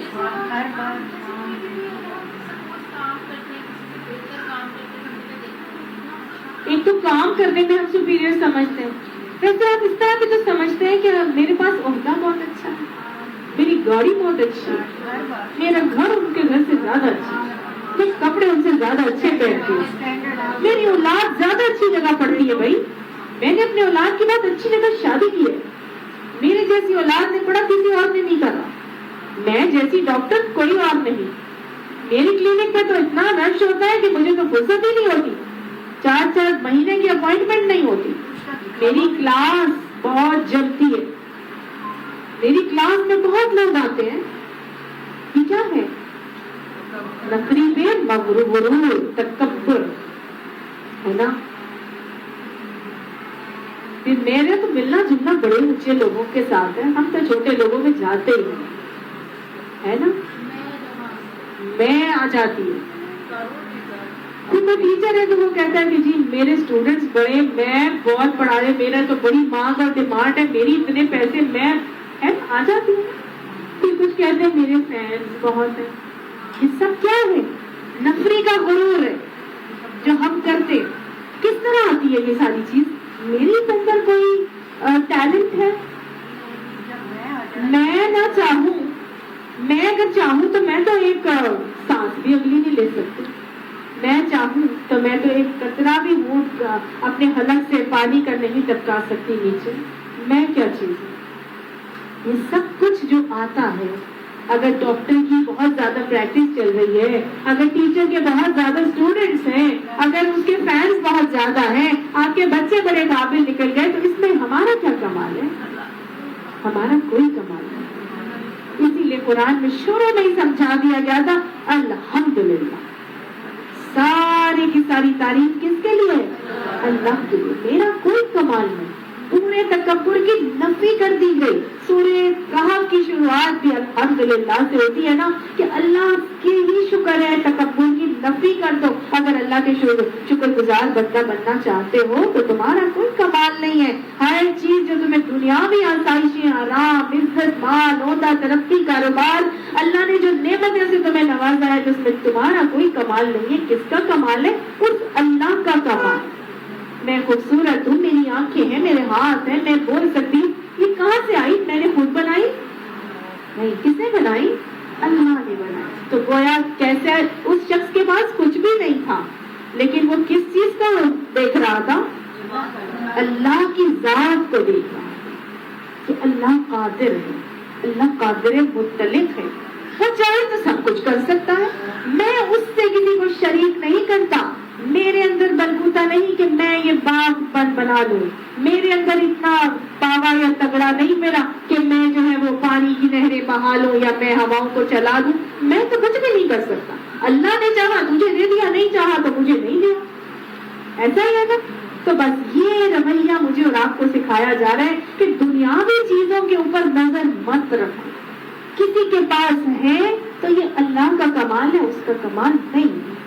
کسی کے پاس نہیں ہے تو اس میں بھی اس کی کمی نہیں ہے. یہ اللہ کا ایک طریقہ ہے آزمانے کا. صرف اللہ نے دیکھنا ہے کہ کون کیا کر کے چل رہا ہے، صبر کر رہے ہیں، شکر کر رہے ہیں کہ نہیں کر رہے. آج لوگ کہتے ہیں مجھے طلاق ہو گئی، میرا گھر نہیں بنا، یا میری بیٹی کا نہیں بنے گا، تو یہ تو ساری چیزیں ختم ہو گئی. اللہ کی طرف سے وہ آزمائش ہے. اللہ نے ان آزمائشوں میں دیکھنا ہے کہ کون کیسے عمل کر کے چل رہا ہے. ٹھیک ہے نا. اللہ نے یہ نہیں دیکھنا کہ اس کا گھر بن گیا تھا کہ نہیں، اس نے بنا لیا تھا کہ نہیں، یا اس کا توڑ گیا کہ نہیں. نہیں، اللہ نے میرے اور آپ کی زندگی میں جو آزمائشیں دیکھ رکھی ہیں ان سب میں اللہ نے کیا دیکھنا ہے؟ لِيَبْلُوَهُمْ أَيُّهُمْ أَحْسَنُ عَمَلًا. کون حسین عمل کر کے چل، کون صبر کر رہا ہے، کون شکر کر رہا ہے، کون اللہ کا ذکر کر رہا ہے، کون اللہ کو یاد رکھے ہوئے، کون اپنے اگر میرا گھر بہت پھل پھول رہا ہے، میرا پوتے پوتیاں، میری نوازے نوازیاں سب آتے ہیں گھر میں مل کے بیٹھتے سب، تو کیا اس میں میرا کمال ہے؟ کتنے نیک لوگ ہیں کہ جن کی اولادیں جو ہے وہ نہیں اس طرح نکلتے جس طرح انسان کی ول ہوتی ہے، ہوتا ہے نا. تو یہ اللہ کی آزمائش ہے. ان میں اللہ تعالیٰ نے میرے اور آپ کو ہر طرح سے دیکھنا ہے. اپنے اپنے کیریکٹر کا خاکہ بنائے، میں کس کیریکٹر میں فٹ ان ہوتی ہوں، اور اس کے شخص کے کیریکٹر کو بھی دیکھ لیا، اس شخص کے کیریکٹر کو بھی دیکھ لیا. اب یہ کیا کہہ رہا ہے؟ اب یہ شخص اس کو کہتے ہیں وَلَوْلَا إِذْ دَخَلْتَ، کیوں نہیں جب تو داخل ہوا تھا جنت کا اپنے باغ میں، قُلْتَ تو نے کہا ماشاء اللہ لا قوت الا باللہ، ماشاء اللہ کسی میں کوئی طاقت نہیں ہے مگر اللہ کا علاوہ، ہے نا. یعنی کہ یہ سب جو تجھے ملا ہے یہ کس سے ملا؟ جو چاہا اللہ نے. ماشاء اللہ کا مطلب جو چاہے اللہ. اللہ نے چاہا تجھے دے دیا، اللہ نے مجھے نہیں چاہا مجھے نہیں دیا. لا قوت الا باللہ، کسی پہ اللہ کے علاوہ اور قوت اور طاقت اور اختیار نہیں ہے. اس شخص نے اس کو امر بالمعروف و نہی عن المنکر بھی کر دیا، اس کو سمجھایا کہ دیکھ تو بھی اللہ کا شکر گزار بن، شرک نہ کر. تو نے ان چیزوں کو دیکھ کے اپنے زور بازو میں گھمنڈ کر رہا تو اللہ کو بھول ہی گیا. تو نے کیوں نہ کہا کہ ماشاء اللہ لا قوت الا باللہ. تو گویا مجھے اور آپ کو بھی اس قصے سے یہ طریقہ سکھایا جا رہا ہے کہ جب بھی کوئی اچھی چیز دیکھیں تو ہم نے کیا کہنا ہے؟ ماشاء اللہ لا قوت الا باللہ. اس صورت میں اب تک دو چیزیں سکھائی گئی. پہلی کیا تھی؟ انشاءاللہ، کہ اگر آپ نے کل کوئی کام کرنا ہو تو کیا کہیں گے؟ انشاءاللہ. اللہ چاہے گا تو میں کر سکتی ہوں، اللہ نہیں چاہے گا تو میں نہیں کر سکتی. اور اگر کچھ آ گیا، کچھ حاصل ہو گیا، کوئی خوبصورت چیز آپ دیکھیں گے تو کیا کہیں گے؟ ماشاءاللہ لا قوت الا باللہ. اور یہ بات کہنے سے اللہ سبحانہ تعالیٰ اس چیز کو نظر بد سے محفوظ کر دیا کرتے ہیں. ان ترانی، یہ کہ تو دیکھتا ہے، انا اقل منک، یہ کہ میں کیا ہوں؟ کم ہوں تیرے سے، مال و ولدا. اگر تو دیکھتا ہے کہ میں تیرے سے مال میں اور اولاد میں کم ہوں، فَعَسَىٰ رَبِّي أَن يُؤْتِيَنِي خَيْرًا، بس شاید کہ میرا رب دے دے بہتر، من جنتک، تیری جنت سے بہتر مجھے دے دے، وَيُرْسِلَ عَلَيْهَا، اور وہ بھیج دے تیری جنت کے اوپر حسبانا، ایک آفت، من السماء، آسمان سے، فَتُصْبِحَ صَعِيدًا زَلَقًا، بس تو ہو جائے جن پر یہ جو باغ ہے یہ کیا ہو جائے؟ چٹیل مٹی بن جائے. اس شخص نے کہا اپنے پڑوسی کو کہ تو مجھے دیکھتا ہے کہ میرے پاس نہ مال ہے نہ میری اولاد ہے، تو مجھے کب تک سمجھتا ہے مال میں بھی اور اولاد میں بھی؟ کیا خبر کہ میرا رب جو ہے وہ مجھے تیرے سے زیادہ اچھا عطا فرما دے، اور تیری جنت کے اوپر، تیرے باغوں کے اوپر کوئی آفت آسمان سے بھیج دے اور تیری باغ جو ہے وہ بالکل چٹیل مٹی بن کے رہ جائے. اور یصبح ماؤہا، جب وہ ہو جائے پانی اس کا غورن غائب، جو تجھے نہریں بہ رہی ہیں نا اس کا پانی بھی غائب ہو جائے، فلن تستطیع لہ طلبا، بس ہرگز نہیں تو کر استطاعت رکھے گا کہ اس کو طلب کر سکے. کیا تو نہریں بہا سکتا ہے؟ نہیں نا. اب یہ اس نے ایک طرح سے اس کو تنبیہ کی، انذار کر رہی ہے، ڈرا رہا ہے، نذیر بن رہا ہے کہ اس کو بددعا نہیں دے رہا. سمجھ میں آئی؟ یہ الرٹ کر رہا ہے. Very good. یہ الرٹ کر رہا ہے کہ اللہ کے اختیار میں تو سب کچھ ہے. جہاں اللہ تعالیٰ نے نواز دیا ہے وہاں چھیننے پر بھی وہ قادر ہے. تو ہو سکتا ہے کہ تجھ سے لے کے اللہ مجھے دے دے اور تیری چیزوں کو پورا ہی ختم کر دے. تو کیا نہریں جاری کر سکے گا؟ تو کیا ہوائیں لا کے دوبارہ سے اپنی کھیتیوں کو اگا سکے گا؟ نہیں کر سکے گا نا. تو گویا یہ ایک جیلسی کا عنصر نہیں ہے، یہ کوئی اس کو بددعا نہیں دی جا رہی، بلکہ اس کو الرٹ کیا جا رہا ہے. اور یہ ایک طریقہ سکھایا جا رہا ہے کہ انسان جب امر بالمعروف و نہی عن المنکر کرتا ہے تو اس میں اس کو نذیر بن کے بھی کام کرنا پڑتا ہے. اور وہ پھر گھیر لیا گیا کہ اپنے پھلوں کے ساتھ فاصبح، پھر وہ ہو گیا یقلب کفیہ، اپنی ہتھیلیوں کو ملتا الٹ پلٹ کرتا رہ گیا، کیونکہ اللہ تعالیٰ نے ایک آسمان سے آفت بھیجی اور اس کا سارا ثمر یا اس کی کھیتیاں جو تھی وہ سب کی سب اس کے اوپر ہوا پھر گئی اور وہ اپنی ہتھیلیوں کو الٹ پلٹ کرتا رہ گیا. کس بات پر؟ علامہ انفقا، اوپر جو خرچ کیا تھا، فیہا، اس شخص نے اس باغ کے لیے، وہی خاویۃ، اور وہ الٹی پڑی ہوئی تھی، علی عروشہا، اس کی چھتوں کے اوپر. اور وہ دیکھتا اللہ تعالیٰ کی طرف سے کیا ہوئی؟ اللہ تعالیٰ کی طرف سے ایک عذاب آیا اور اس کا سارا ثمرہ مارا گیا اور وہ اپنے انگوروں کی باغ کو ٹیٹیوں پر الٹا پڑا دیکھ کر اپنی لگائی ہوئی لاگت پر ہاتھ ملتا رہ گیا. اور پھر کیا کہنے لگا؟ وَيَقُولُ يَا لَيْتَنِي، ہائے افسوس، کاش، لم اشرک بربی احدا، اپنے رب کے ساتھ میں نے کاش شریک نہ کیا ہوتا، کسی کو بھی شریک نہ بنایا ہوتا. کس کو شریک بنایا تھا؟ اپنے نفس کو، اپنے آپ کو شریک بنا دیا تھا. یہی بات اس کو ایک دم سے محسوس ہوئی، اس کو سمجھ میں آ گیا کہ یہ سب چیزیں جو ہے اللہ تعالیٰ کی طرف سے میرے لیے ایک آزمائش تھی. وَلَمْ تَكُنْ لَهُ فِئَةٌ، اور نہ ہی ہوئی اس کے لیے کوئی گروہ، يَنصُرُونَهُ، کہ وہ اس کی مدد کرتا، مِن دُونِ اللَّهِ، اللہ کے سوائے، وَمَا كَانَ مُنتَصِرًا، اور نہ ہی تھا وہ مدد کیا جانے والا اس جگہ. هُنَالِكَ الْوَلَایَةُ لِلَّهِ الْحَقِّ، اسی جگہ جو ہے وہ معلوم ہو گیا اس شخص کو اسی وقت کہ کیا ہے، یہ تو اللہ ہی کی طرف سے ہے، سب کچھ کارسازی کا اختیار اللہ ہی کے لیے ہے، اسی کے لیے. اور وہ ہوا خیر ثواب و خیر عقبہ، اور انجام وہی ہے جو وہ بخشے اور انجام وہی بخیر ہے جو وہ دکھاتا ہے. تو یہی وہ مادہ پرستانہ زندگی کے اوپر ایک ضرب ہے جو یہاں اس مثال سے اللہ سبحانہ تعالیٰ نے لگائی.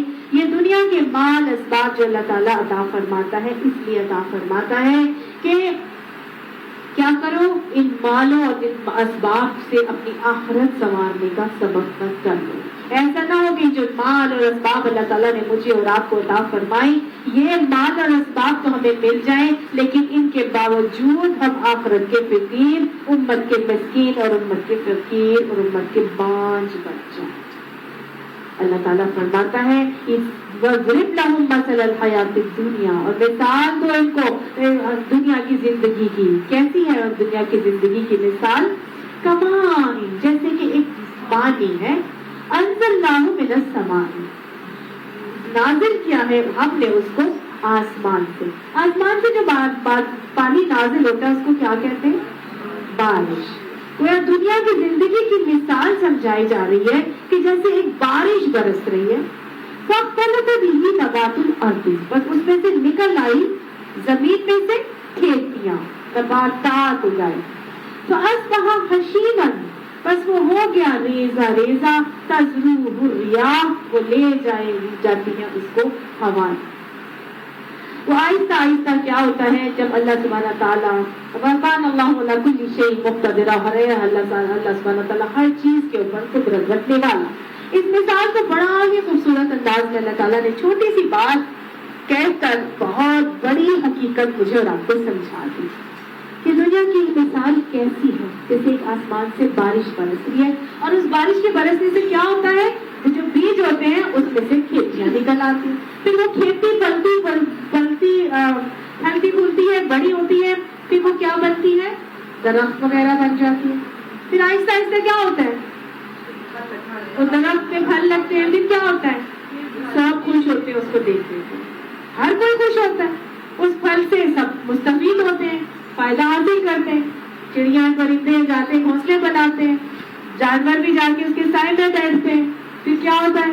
اس کے جو لوگ ہوتے ہیں آس پاس کے وہ پھل توڑ توڑ کے کھاتے بھی ہیں اور خوش بھی ہوتے ہیں اس کو دیکھ دیکھ کے. ایسا ہی ہوتا ہے. پھر کیا ہوتا ہے؟ ایک وقت آتا ہے جب اس کا پھل ختم، وہ درخت سوکھ جاتا ہے، وہ ختم ہو جاتا ہے. پھر کیا ہوتا ہے؟ وہ گھوس بن جاتا ہے اور ہوائیں ان کے پتوں کو اڑائے اڑائے ادھر ادھر لے جاتے ہیں. یہ ایک انسان ہے. کتنی دفعہ ہم نے پڑھا نا کلمہ طیبہ کی مثال ایک مومن شجرۃ طیبہ کی ہے نا.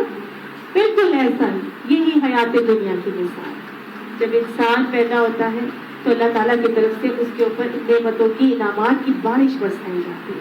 والدین دیتے ہیں، پھر نانا نانی دیتے ہیں، دادا دادی دیتے ہیں، پھر اس کو ہر طرف سے ملتا ہے، پھر رشتوں سے محبت پیار ملتا ہے، پھر چیزیں ملتی ہیں، پھر وہ آہستہ آہستہ استاد ہوتے ہیں، پھر وہ کتنا علم حاصل کرتا ہے، بڑا ہوتا ہے، پھر نعمتوں میں پھلتا پھولتا ہے، پھر وہ کسی قابل بن جاتا ہے. پھر کیا ہوتا ہے؟ پھر اس کو دیکھ اس کی شادی ہوتی ہے، پھر وہ دوسروں کو فائدہ دینے والا بن جاتا ہے. آہستہ آہستہ آہستہ عمر کے اس حال میں پہنچتا ہے کہ بڑھاپا اس کے اوپر آ جاتا ہے. پھر ایک دن آتا ہے اور ہوا چلتی ہے، ملک الموت آتا ہے اور اس کی زندگی کو یہاں سے لے جاتا ہے. ایسے ہی اور پھر اسی کی وہی شخصیت، وہی انسان جو ہے وہ بت بن کے گر کے رہ جاتا ہے اور پھر وہ پٹی بن جاتا ہے. تو بس اللہ تعالیٰ فرماتا ہے المال والبنون، یہ مال اور یہ بیٹے زینت الحیات الدنیا، یہ تو تمہاری دنیا کی زندگی کے سامان، زینت کے سامان. ان کے ساتھ رہو، ان کے ساتھ خوش بھی ہو، ان سے تمہاری زندگیوں کو میں نے خوبصورت بھی بنایا ہے. ان کے ساتھ تم رہ رہے کہ اپنی آنکھوں کو ٹھنڈا بھی کرتے ہو، اپنی نعمتوں میں انجوائے بھی کرتے ہو. لیکن یاد رکھنا والباقیات الصالحات، اصل چیز کیا ہے؟ باقی رہنے والے تو نیک اعمال ہیں. ان کے ساتھ رہو، ان کے ساتھ گزارا کرو، زندگیاں گزارو، لیکن نیک اعمال کو مت چھوڑنا، کیونکہ یہی نیک اعمال باقی رہنے والے ہیں. یہ مال بھی یہی رہ جائے گا، یہ اولادیں بھی یہی رہ جائیں گی.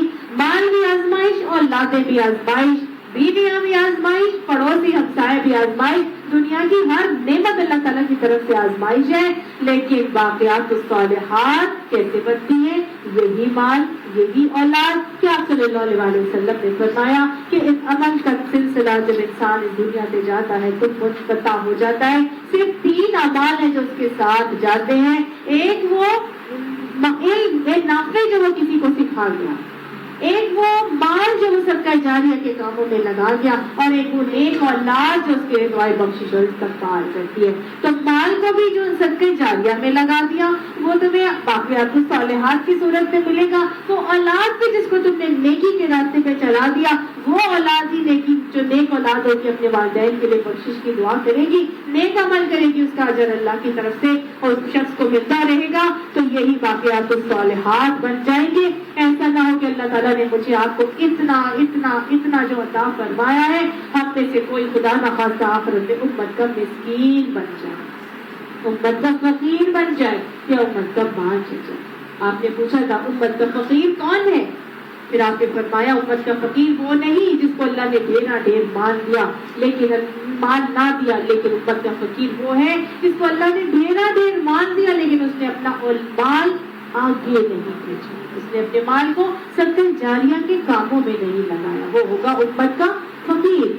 پھر آپ نے پوچھا امت کا بانجھ کون ہے؟ وہ نہیں جس کو اللہ نے اولاد نہیں دی. آپ نے فرمایا میری امت کا بانجھ وہ ہے جس کو اللہ نے اولاد تو دی لیکن اس نے اپنی اولاد کو صدقہ جاریہ نہیں بنایا، باقیات الصالحات نہیں بنایا.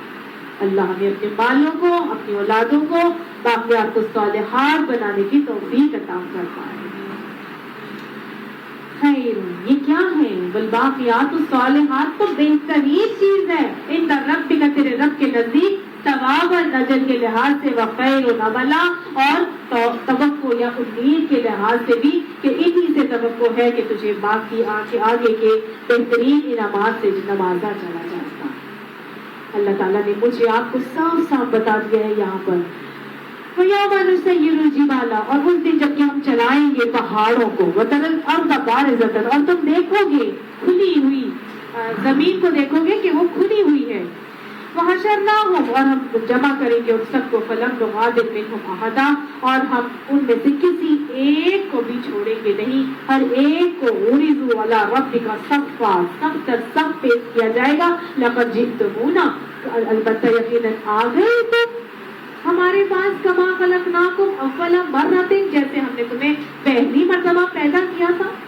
اللہ تعالیٰ فرما رہے ہیں جس دن میرے پاس تم آؤ گے، یہ زمین جس کو تم بنانے کے لیے اپنے اپنے بڑے بڑے محلات عمارات یہاں پہ تعمیر کرتے ہو، اسی کے اندر تم گھومتے رہتے ہو، اسی کو حاصل کرنے کے چکروں میں رہتے ہو، یہ سب ایک چٹیل میدان بنا دیا جائے گا، اور ہم تم میں سے ہر ایک کو حاضر کر دیں گے، ایک ایک سب در سب حاضر ہوگا، اور ہمارے سامنے جب آؤ گے تو ہم کیا کہیں گے؟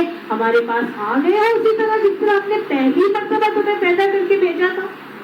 کیسے آئے تھے ہم دنیا میں پہلی مرتبہ؟ تن تنہا، بے بس اور نہ مال تھا، خالی ہاتھ۔ Very good. یہ مال، یہ اولاد، یہ کاروبار، یہ عزت، عہدے، اقتدار، کچھ بھی ہمارے پاس نہیں تھا۔ پہلی مرتبہ جیسے تم گئے تھے نا دنیا میں، ایسے ہی اللہ تعالیٰ کے حضور تن تنہا آؤ گے، خالی ہاتھ آؤ گے۔ فَزَعَمْتُمْ، تم بلکہ تم نے زوم کیا تھا، اللہ نجعل لکم موعدا، کہ ہمارے لیے تو کوئی وعدے کی جگہ ہے ہی نہیں۔ وَوُضِعَ الْکِتَابُ، اور وضع کر دی جائے گی کتاب۔ کون سی کتاب؟ اعمال نامے کی۔ فَتَرَى الْمُجْرِمِينَ، بس دیکھیں گے مجرم مشفقین، ڈرتے ہوئے، مما فیہ، جو کچھ اس میں ہے، وَيَقُولُونَ، پھر وہ کہیں گے یا ویلتنا، ہائے کاش، ہائے ہماری ہلاکت، ما لہذا الکتاب، یہ کیسی کتاب ہے، لا یغادر صغیرۃ ولا کبیرۃ الا احصاها، اس میں تو کوئی چھوٹی بڑی چیز ایسی نہیں ہے جو اس میں نہیں لکھی ہوئی ہو، ہر چیز لکھ لی، وہ چیزیں بھی لکھ لی جو میرے دماغ میں تھی، جو میں نے تنہائی میں بیٹھ کے پلان کی تھی، وہ لکھ لی، جو میں نے اکیلے میں بیٹھ کے غیبتیں کی تھی وہ لکھ لی، جو میں نے اکیلے میں بیٹھ کے وہ جو پلاننگ کی تھی اور وہ جو میں نے منصوبے بنائے تھے، اور وہ ساری چیزیں جو دنیا کے آگے نہیں تھی، لیکن میں تنہائی میں وہ جو ساری چیزیں کرتی تھی نا، وہ ساری چیزیں چاہے چھوٹی تھی چاہے بڑی تھی، وہ سب کچھ اس میں لکھ دیا جائے گا۔ وَوَجَدُوا مَا عَمِلُوا حَاضِرًا، اور وہ اپنے ہر عمل کو جو انہوں نے عمل کیا ہوگا حاضر پائیں گے۔ وَلَا يَظْلِمُ رَبُّكَ أَحَدًا، اور ان کا رب ان کے ساتھ کوئی ظلم نہیں کرتا۔ اللہ ہمیں اس دن کی حسرتوں سے، رسوائیوں سے محفوظ فرمائے۔ یہ اعمال نامہ، یہ جب کتاب ہمارے سامنے پیش کی جائے گی، اس وقت کا ذکر کیا جا رہا ہے کہ کوئی چھوٹی بڑی کام عمل ایسا نہیں ہوگا جو کہ اس کے اندر موجود نہیں ہوگا، ہر چیز اس میں موجود ہے۔ اپنے اپنے اندر کے محاسبے کریں، ہم کیسے زندگی گزارتے ہیں، جو ہم ظاہر میں ہیں کیا ہم وہ باطن میں ہیں، ہر طرح سے اپنے اپنے اندر جھانک کے اپنا کڑا محاسبہ کرنے کی ضرورت ہے۔ یہ وقت دور نہیں ہے۔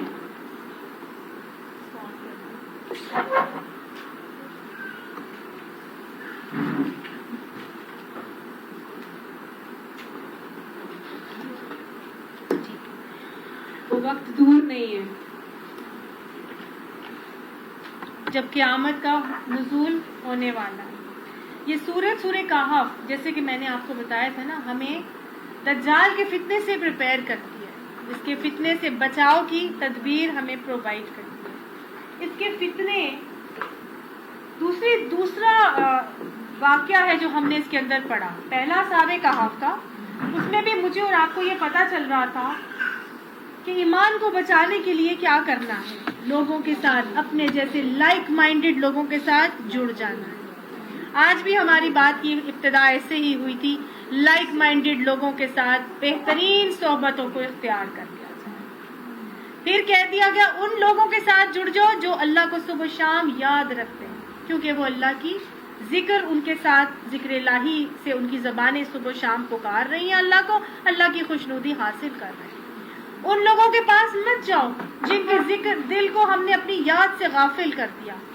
ایسے لوگوں کو جہاں ہم دیکھیں جن کا اٹھنا بیٹھنا اوڑھنا بچھوڑنا صرف اور صرف دنیا دنیا اور دنیا ہے اور اللہ کو بھول گئے ہیں، ان لوگوں سے دور ہو جاؤ۔ ٹھیک ہے، یہ چیز مجھے اور آپ کو ادھر سکھا دی گئی۔ پھر اس مثال میں کیا سمجھایا گیا کہ وہ لوگ جن کو اللہ نے بہت نوازا ہے ان کی طرف نگاہیں مت اٹھا کے دیکھو کہ ان کو جو نوازا ہے وہ کس وجہ سے ہے، ماشاء اللہ لا قوت الا باللہ۔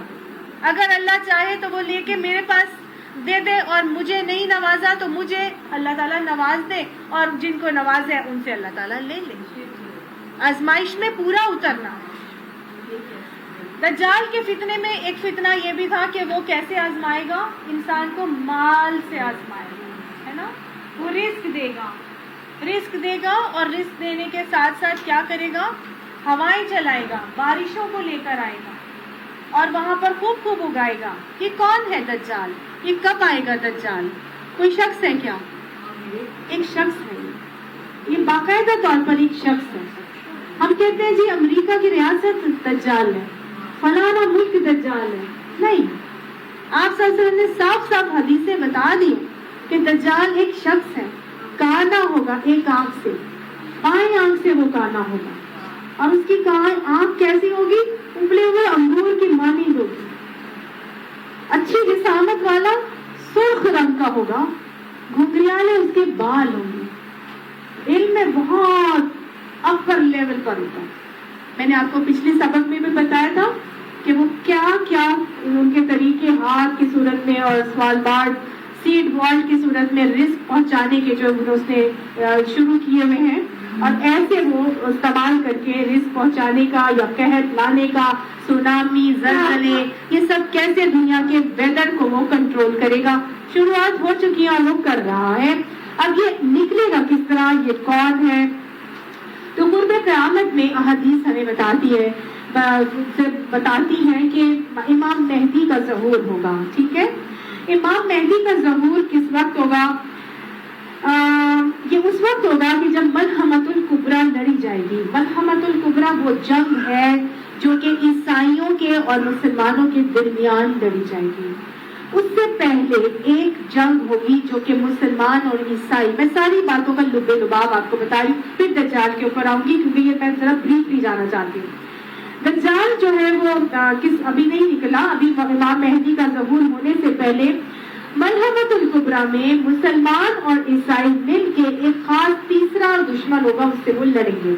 جب وہ لڑ کے فتح یاب ہو جائیں گے، اس کے بعد ہوگا یہ کہ عیسائیوں میں سے ایک شخص جو ہے وہ اپنی سلیب کو بلند کرے گا اور وہ کہے گا اس سلیب کی وجہ سے ہماری فتح ہو گئی ہے۔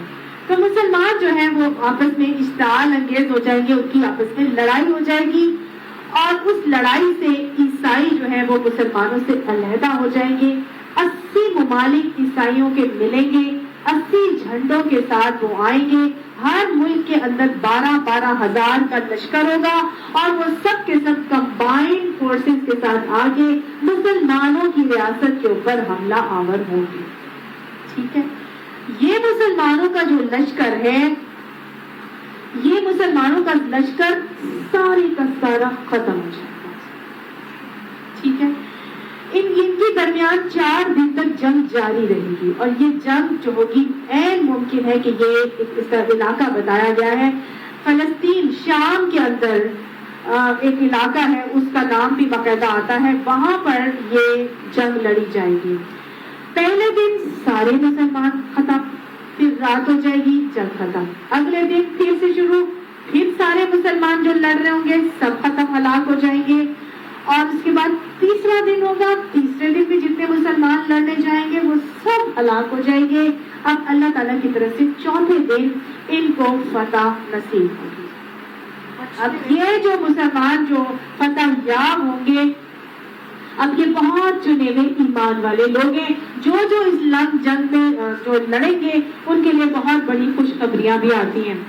اب یہ سارا کا سارا معاملہ چل رہا ہے کہ ساتھ ساتھ عرب کے اندر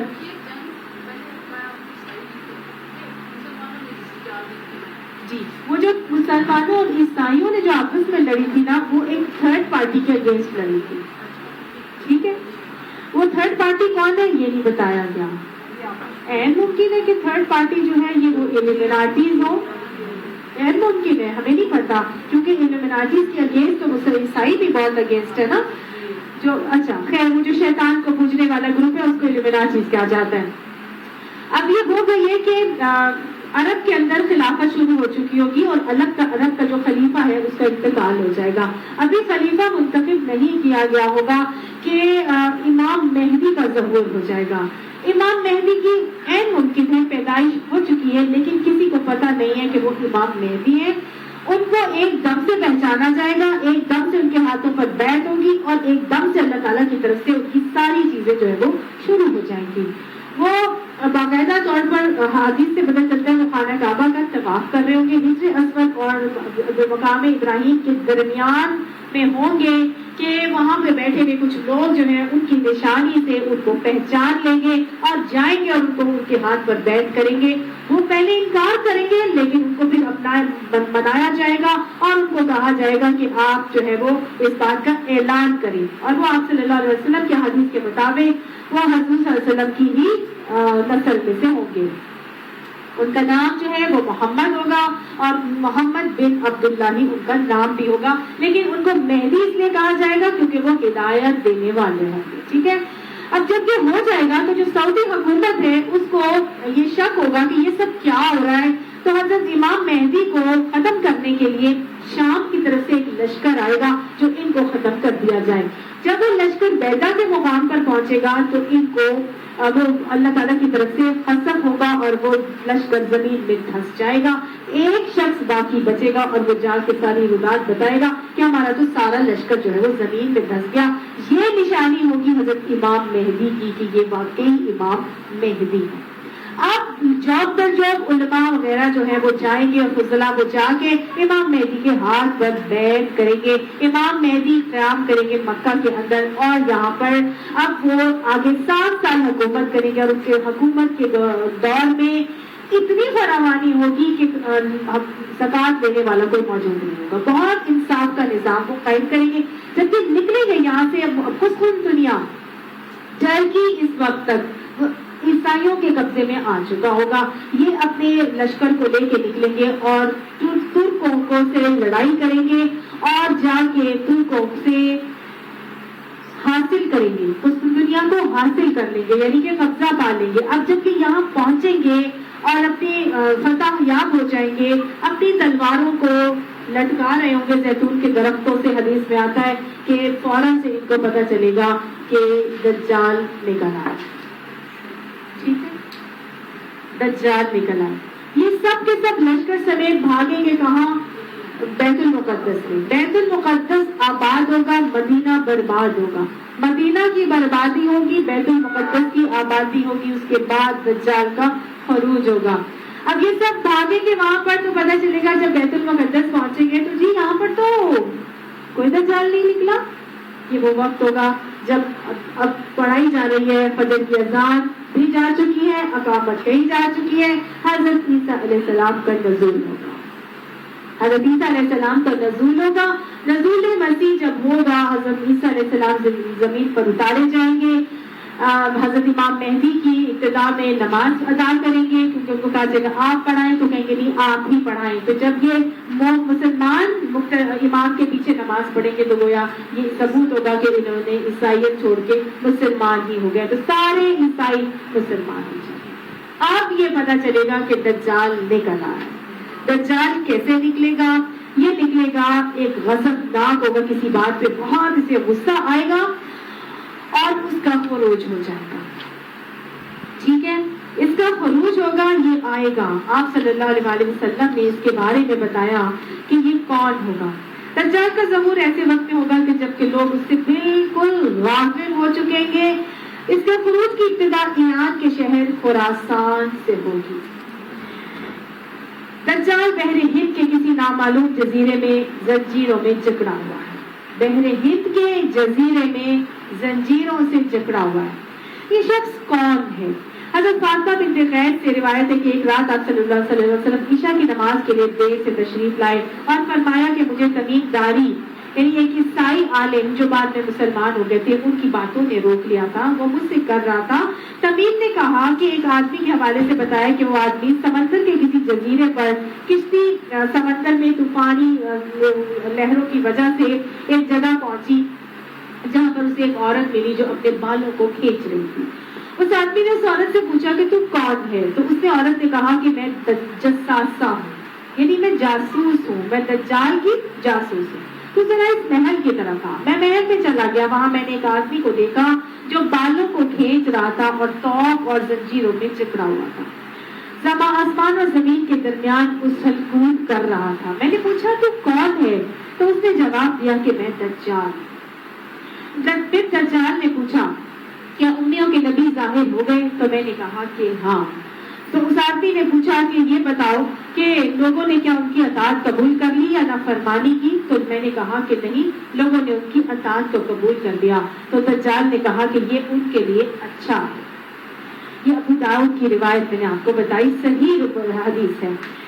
پھر آپ صلی اللہ علیہ وسلم فرماتے ہیں کہ آگاہ رہو دجال شام یا یمن کے سمندر میں موجود ہے۔ پھر آپ نے ایک دم سے کہا نہیں، دجال مشرق کی طرف ہے، وہ مشرق کی طرف ہے، وہ مشرق کی طرف ہے۔ آپ صلی اللہ علیہ وسلم نے گویا بتا دیا کہ وہ مشرق کے کسی ایک جزیرے کے اندر مقید ہے، قید ہوا ہے۔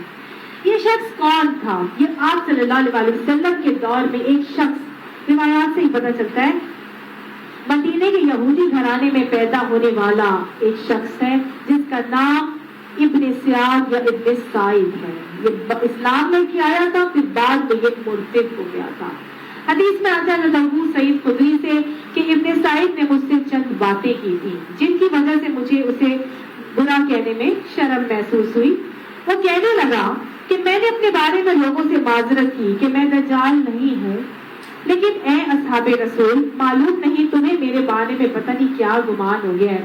کیا رسول اللہ صلی اللہ علیہ وسلم نے نہیں فرمایا کہ دجال یہودی ہوگا اور میں تو مسلمان ہوں؟ رسول اللہ صلی اللہ علیہ وسلم نے فرمایا ہے کہ دجال کی اولاد نہیں ہوگی، جبکہ میری تو اولاد بھی ہے۔ آپ نے فرمایا اللہ تعالیٰ نے دجال کا مکہ میں داخل ہونا حرام کیا ہے، لیکن میں نے تو حج بھی کیا ہے، ابن سعد کہہ رہے۔ وہ ایسی باتیں کرتا رہا، قریب تھا کہ میں اس کی باتوں پر یقین کر لیتا، لیکن ساتھ ہی اس نے یہ بھی کہا واللہ میں اچھی طرح جانتا ہوں کہ دجال اس وقت کہاں ہے، اس کے ماں باپ کو بھی پہچانتا، مطلب وہ شخص کیسے پہچان سکتا ہے؟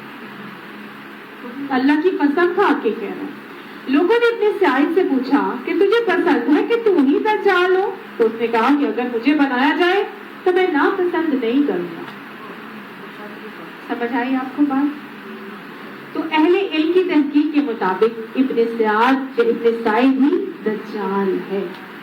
اصحاب کہف کے واقعے میں اللہ تعالیٰ نے بتایا 309 سال تک میں نے اس کو سلائے رکھا تھا، اس کو بھی سلا دیا گیا ہے، اس کو بھی زنجیروں میں کہیں جکڑ دیا گیا ہے۔ عبداللہ بن مسعود کہتے ہیں کہ ہم رسول اللہ صلی اللہ علیہ وسلم کے ساتھ تھے، ہمارا گزر بچوں سے ہوا جن میں ابن سعد بھی تھا۔ تمام بچے بھاگ گئے لیکن ابن سعد بیٹھا رہا۔ آپ کو یہ بات بری لگی، آپ نے فرمایا تیرے ہاتھ غبار آلود ہوں، کیا تو گواہی دیتا ہے کہ میں اللہ کا رسول ہوں؟ وہ بولا نہیں۔ ابن سعد کیا بولا؟ نہیں، میں یہ گواہی نہیں دیتا کہ آپ محمد اللہ کے رسول ہیں۔ تو آپ نے پوچھا، پھر ابن سعد نے کہا کہ تو یعنی کیا آپ صلی اللہ علیہ وسلم آپ گواہی دیتے ہیں کہ میں اللہ کا رسول ہوں؟ ابن سعد کیا پوچھ رہے رسول اللہ صلی اللہ علیہ وسلم سے کہ کیا آپ اس بات کی گواہی دیتے ہیں کہ میں اللہ کا رسول ہوں؟ حضرت عمر کو ایک دم سے غصہ آ گیا اور آپ کے ساتھ تھے، آپ نے فرمایا یا رسول اللہ مجھے اجازت دیں کہ میں اسے قتل کر دوں کیونکہ یہ مرتد ہو گیا ہے۔ رسول اللہ صلی اللہ علیہ وسلم نے فرمایا کہ اگر یہ وہی ہے جس کا تجھے شک ہے یعنی دجال، اگر یہ دجال ہی ہے تو پھر تو اسے قتل نہیں کر سکتا، اور اگر کوئی اور ہے تو تم اس کو قتل کرنے کا کوئی فائدہ ہی نہیں، یعنی ایسے مرتد کو کیا فائدہ۔ تو گویا یہ بات سمجھا دی گئی کہ شاید ان احادیث سے پتہ چلتا ہے جو کہ صحیح احادیث ہے، شاید یہ ابن سیاد ہی وہ شخص جس کو اللہ تعالیٰ نے زنجیروں میں جکڑ دیا ہے. قیامت کا ٹائم آنے پر اللہ کا حکم ہوگا اور یہ نکل آئے گا. ٹھیک ہے. اب دجال کی ایک آنکھ بائیں آنکھ کالی ہے، سے سر کے گھگریالے بال ہیں اور بہت زیادہ بال ہیں. گویا یہ حبشی نہیں ہے کیونکہ حبشیوں کے سر پہ بہت کم بال ہوتے ہیں. رنگ سرخ ہے اور جسم بھاری ہے اس کا. اس کے بعد ایک جنت ہوگی اور ایک جہنم ہوگی. جنت ہوگی اور ایک جہنم ہوگی. حقیقت میں اس کی جہنم اس کی جنت ہوگی اور جنت جو ہے وہ جہنم ہوگی. ایک جنت لے کے آ رہا ہے، اس کی دو آنکھوں کے درمیان کافر لکھا ہوگا اور مومن جو ہے اس کو اس سے پہچان لیں گے. ہر کسی کو پتا چل جائے گا کہ اس کے دو آنکھوں کے درمیان کافر ہے لکھا ہے. دجال کے پاس پانی ہوگا جو در حقیقت آگ ہوگی اور آگ ہوگی جو در حقیقت شیریں پانی ہوگا. آگ کا میں نے آپ کو بتایا تھا کیسے پانی کو کلیکٹ کرے گا اور کیسے سب کچھ کرے گا. یہ اس کی آگ اور اس کی جنت ہے جو کہ باغات ہیں جو اگائے گا. ورلڈ میں سیڈ ورلڈ سے وہ سیڈ لا کے وہاں پہ موسم کو چینج کرے گا، ویدر کنڈیشن چینج کر کے اور وہاں پہ کھیتیاں اگیں گی. اور اگر کوئی قوم منع کر دے گی، ماننے سے انکار کر دے گی تو وہ جگہ چھوڑ کر دوسری جگہ چلا جائے گا اور ویدر کنڈیشن کے حساب سے یہاں پہ قحط مسلط کر دیا جائے گا. سمجھ آ گئی؟ اللہ تعالیٰ کی طرف سے بھروسہ اعتماد ہٹا کے کس پر لا دیا جائے گا؟ شرک میں مبتلا کر دیا جائے گا لوگوں کو. مسبب الاسباب اور رازق کس کو سمجھ دیا جائے گا؟ دجال کو سمجھ دیا جائے گا. دجال پوری دنیا میں 40 دن سفر کرے گا. 40 دن اس کی سفر مدت ہوگی. ہاں جی. دجال کے ظہور کے بعد کسی کا ایمان لانا قابل قبول نہیں ہوگا. دجال کا زمانہ پانے والے لوگوں کو دجال کا آمنا سامنا کرنے سے گریز کرنے کا حکم ہے. یہ فتنے ایسے ہوں گے کہ آگے پیچھے آدان بائیں ہر طرف یہ فتنے ہوں گے کہ رزق پہنچایا جا رہا ہے. تو آپ صلی اللہ علیہ وسلم کی حدیث کے مطابق ہمیں جو طریقہ پتہ چلتا ہے وہ یہ پتہ چلتا ہے کہ جن کے پاس اونٹیں، جن کے پاس بکریاں ہیں وہ اپنے اونٹوں کے باڑ میں چلے جائیں. بکریاں ہیں تو بکریاں لے کے اپنے باڑ میں چلے جائیں. کھیتی کی زمین ہے تو کھیتی کی زمین پر چلے جائیں اور جا کے وہی زندگیاں گزاریں، اپنے ایمانوں کو بچانے کا معاملہ کریں. اچھا جی. اس کے بعد ایک اور بات یہ پتہ چلتی ہے دجال سے مقابلہ کرنے کے لیے ہاں یہ والی بات تو ہے بہت بعد میں ہوگی.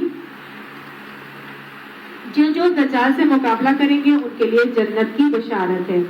مکہ مکرمہ میں دجال داخل نہیں ہو سکے گا. اس کی حفاظت پر بھی اللہ تعالیٰ فرشتے مقرر فرما دیں گے. اس کے بعد کیا ہوگا؟ کافر لکھا ہوگا تو لوگ اسے پڑھ کر اس پر پہچان لیں گے. اور میں نے آپ کو بتایا تھا کہ سواری پر KFIR لکھا ہوا ہے اور یہ اسرائیل کا پلین ہے، اسرائیل کا طیارہ ہے جس کے اوپر KFIR لکھا ہوا ہے. اچھا جی. یہ کرے گا یہ کہ یہ مدینہ میں داخل نہیں ہو سکے گا. مدینہ کے ایک مقام تک یہ پہنچے گا اور وہاں پر مدینہ کے جو لوگ ہیں وہ وہاں تک ایک مومن شخص ہے وہ پہنچے گا.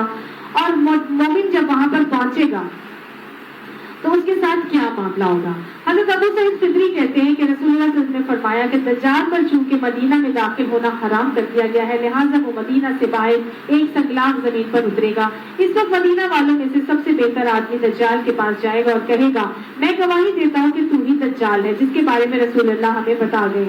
دجال لوگوں سے مخاطب ہو کر کہے گا کہ اگر میں اس آدمی کو قتل کر دوں تو پھر زندہ کروں تو کیا تمہیں میرے الہ ہونے میں کوئی شک رہ جائے گا؟ لوگ کہیں گے کہ نہیں. چنانچہ دجال اسے قتل کرے گا پھر زندہ کرے گا. وہ آدمی کہے گا واللہ اب تو مجھے اور بھی زیادہ یقین ہو گیا ہے کہ تو ہی دجال ہے. دجال اسے اب دوبارہ قتل کرنا چاہے گا لیکن نہیں کر سکے گا کیونکہ اس کی یہ گردن سے یہاں تک کا حصہ جو ہے یہ تانبے کا بنا دیا جائے گا اور وہ بھی اس شخص کو قتل نہیں کر سکے گا. مومن آدمی اللہ کے حکم سے گلے سے لے کر ہنسلی تک تانبے کا بن جائے گا اور دجال اسے ذبح نہیں کر سکے گا. دجال اسے ہاتھوں اور پاؤں سے پکڑ کر دور پھینک دے گا. لوگ سمجھیں گے کہ دجال نے اسے جہنم میں پھینکا ہے، حالانکہ وہ جنت میں ڈالا گیا ہوگا. رسول اللہ صلی اللہ علیہ وسلم نے فرمایا کہ وہ شخص رب العالمین کے نزدیک سب سے بڑا شہید ہے. جب دجال کا سارا ایسا معاملہ ہو رہا ہے تو اب اس سے فتنے سے بچنے کے لیے کیا کیا جائے؟ ٹھیک ہے. دجال سے فتنے سے بچنے کے لیے دو طریقے، ایک تو یہ کہ اجتماعی فتنہ اور ایک انفرادی فتنہ. انفرادی فتنے تو یہ سارے مال، اسباب، یہ بیویاں، یہ اولادیں، یہ ساری جو آپ نے ابھی پڑھی یہ سب کیا ہیں؟ یہ اس کے فتنے ہیں. ہمسائے، آپ صلی اللہ علیہ وسلم نے فرمایا آدمی کے لیے اس کی بیوی، اس کے مال، جان، اولاد اور اس کے ہمسائے میں فتنہ ہے. یعنی یہ ساری چیزیں اس کے لیے آزمائش ہے. نماز، روزہ، صدقہ، امر بالمعروف و نہی عن المنکر، ان فتنوں کو مٹا دیتے ہیں. کیا کیا؟ نماز، روزہ، صدقہ، امر بالمعروف و نہی عن المنکر، ان سارے فتنوں کو مٹا دیتے ہیں، یعنی ان سے ان کو محفوظ رکھتے ہیں. سمجھ میں آ گئی یہ چار کام؟ یہ صحیح مسلم کی روایت حدیث ہے. دوسری بات قرآن میں اللہ تعالیٰ نے بتایا ان الحسنات یذہبن السیئات، نیکیاں گناہوں کو لے جاتی ہیں. نیک اعمال کرو گے گناہ چڑھتے جائیں گے خود بخود. ٹھیک ہے نا؟ ایک جمعے سے دوسرے جمعے تک، ایک رمضان سے دوسرے رمضان تک، جب تک کہ تم کبیرہ گناہوں سے بچے رہو تو انشاءاللہ وہ دعا معاف ہوتے جائیں گے. ایک مرتبہ حضور صلی اللہ علیہ وسلم نے کیا کیا کہ دجال کے بارے میں باتیں بتائیں. حضرت اسماء انصاریہ فرماتی ہے کہ میرے سامنے حضور نے دجال کا ذکر کیا تو میں بڑی متاثر ہوئی اور رونے لگی.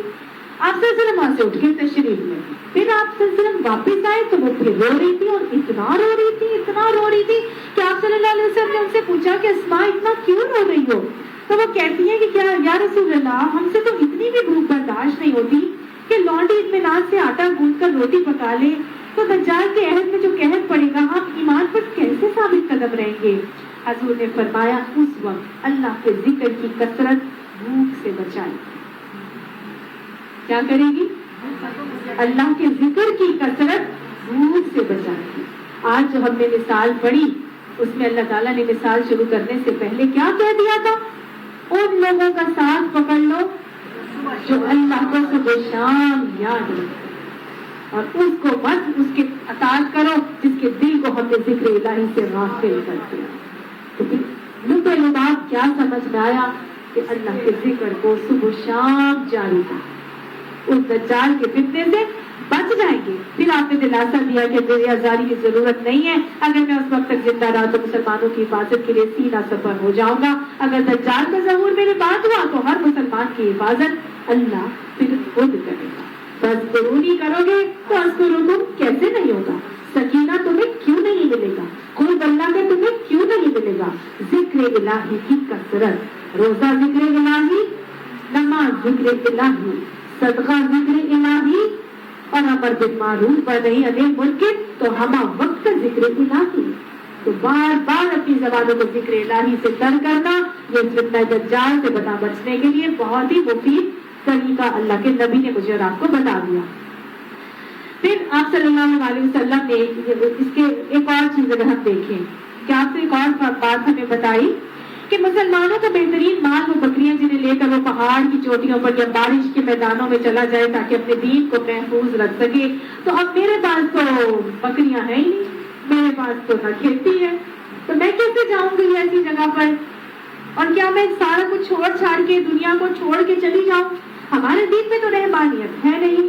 پھر یہ نبی صلی اللہ علیہ وسلم کا کیا حکم ہے؟ دجالی فتنے تو بہت موجود ہیں لیکن ابھی دجال تو نہیں آیا ہے. یہ کب کا حکم ہے؟ کب کے لیے؟ جب دجال آ جائے. ٹھیک ہے نا؟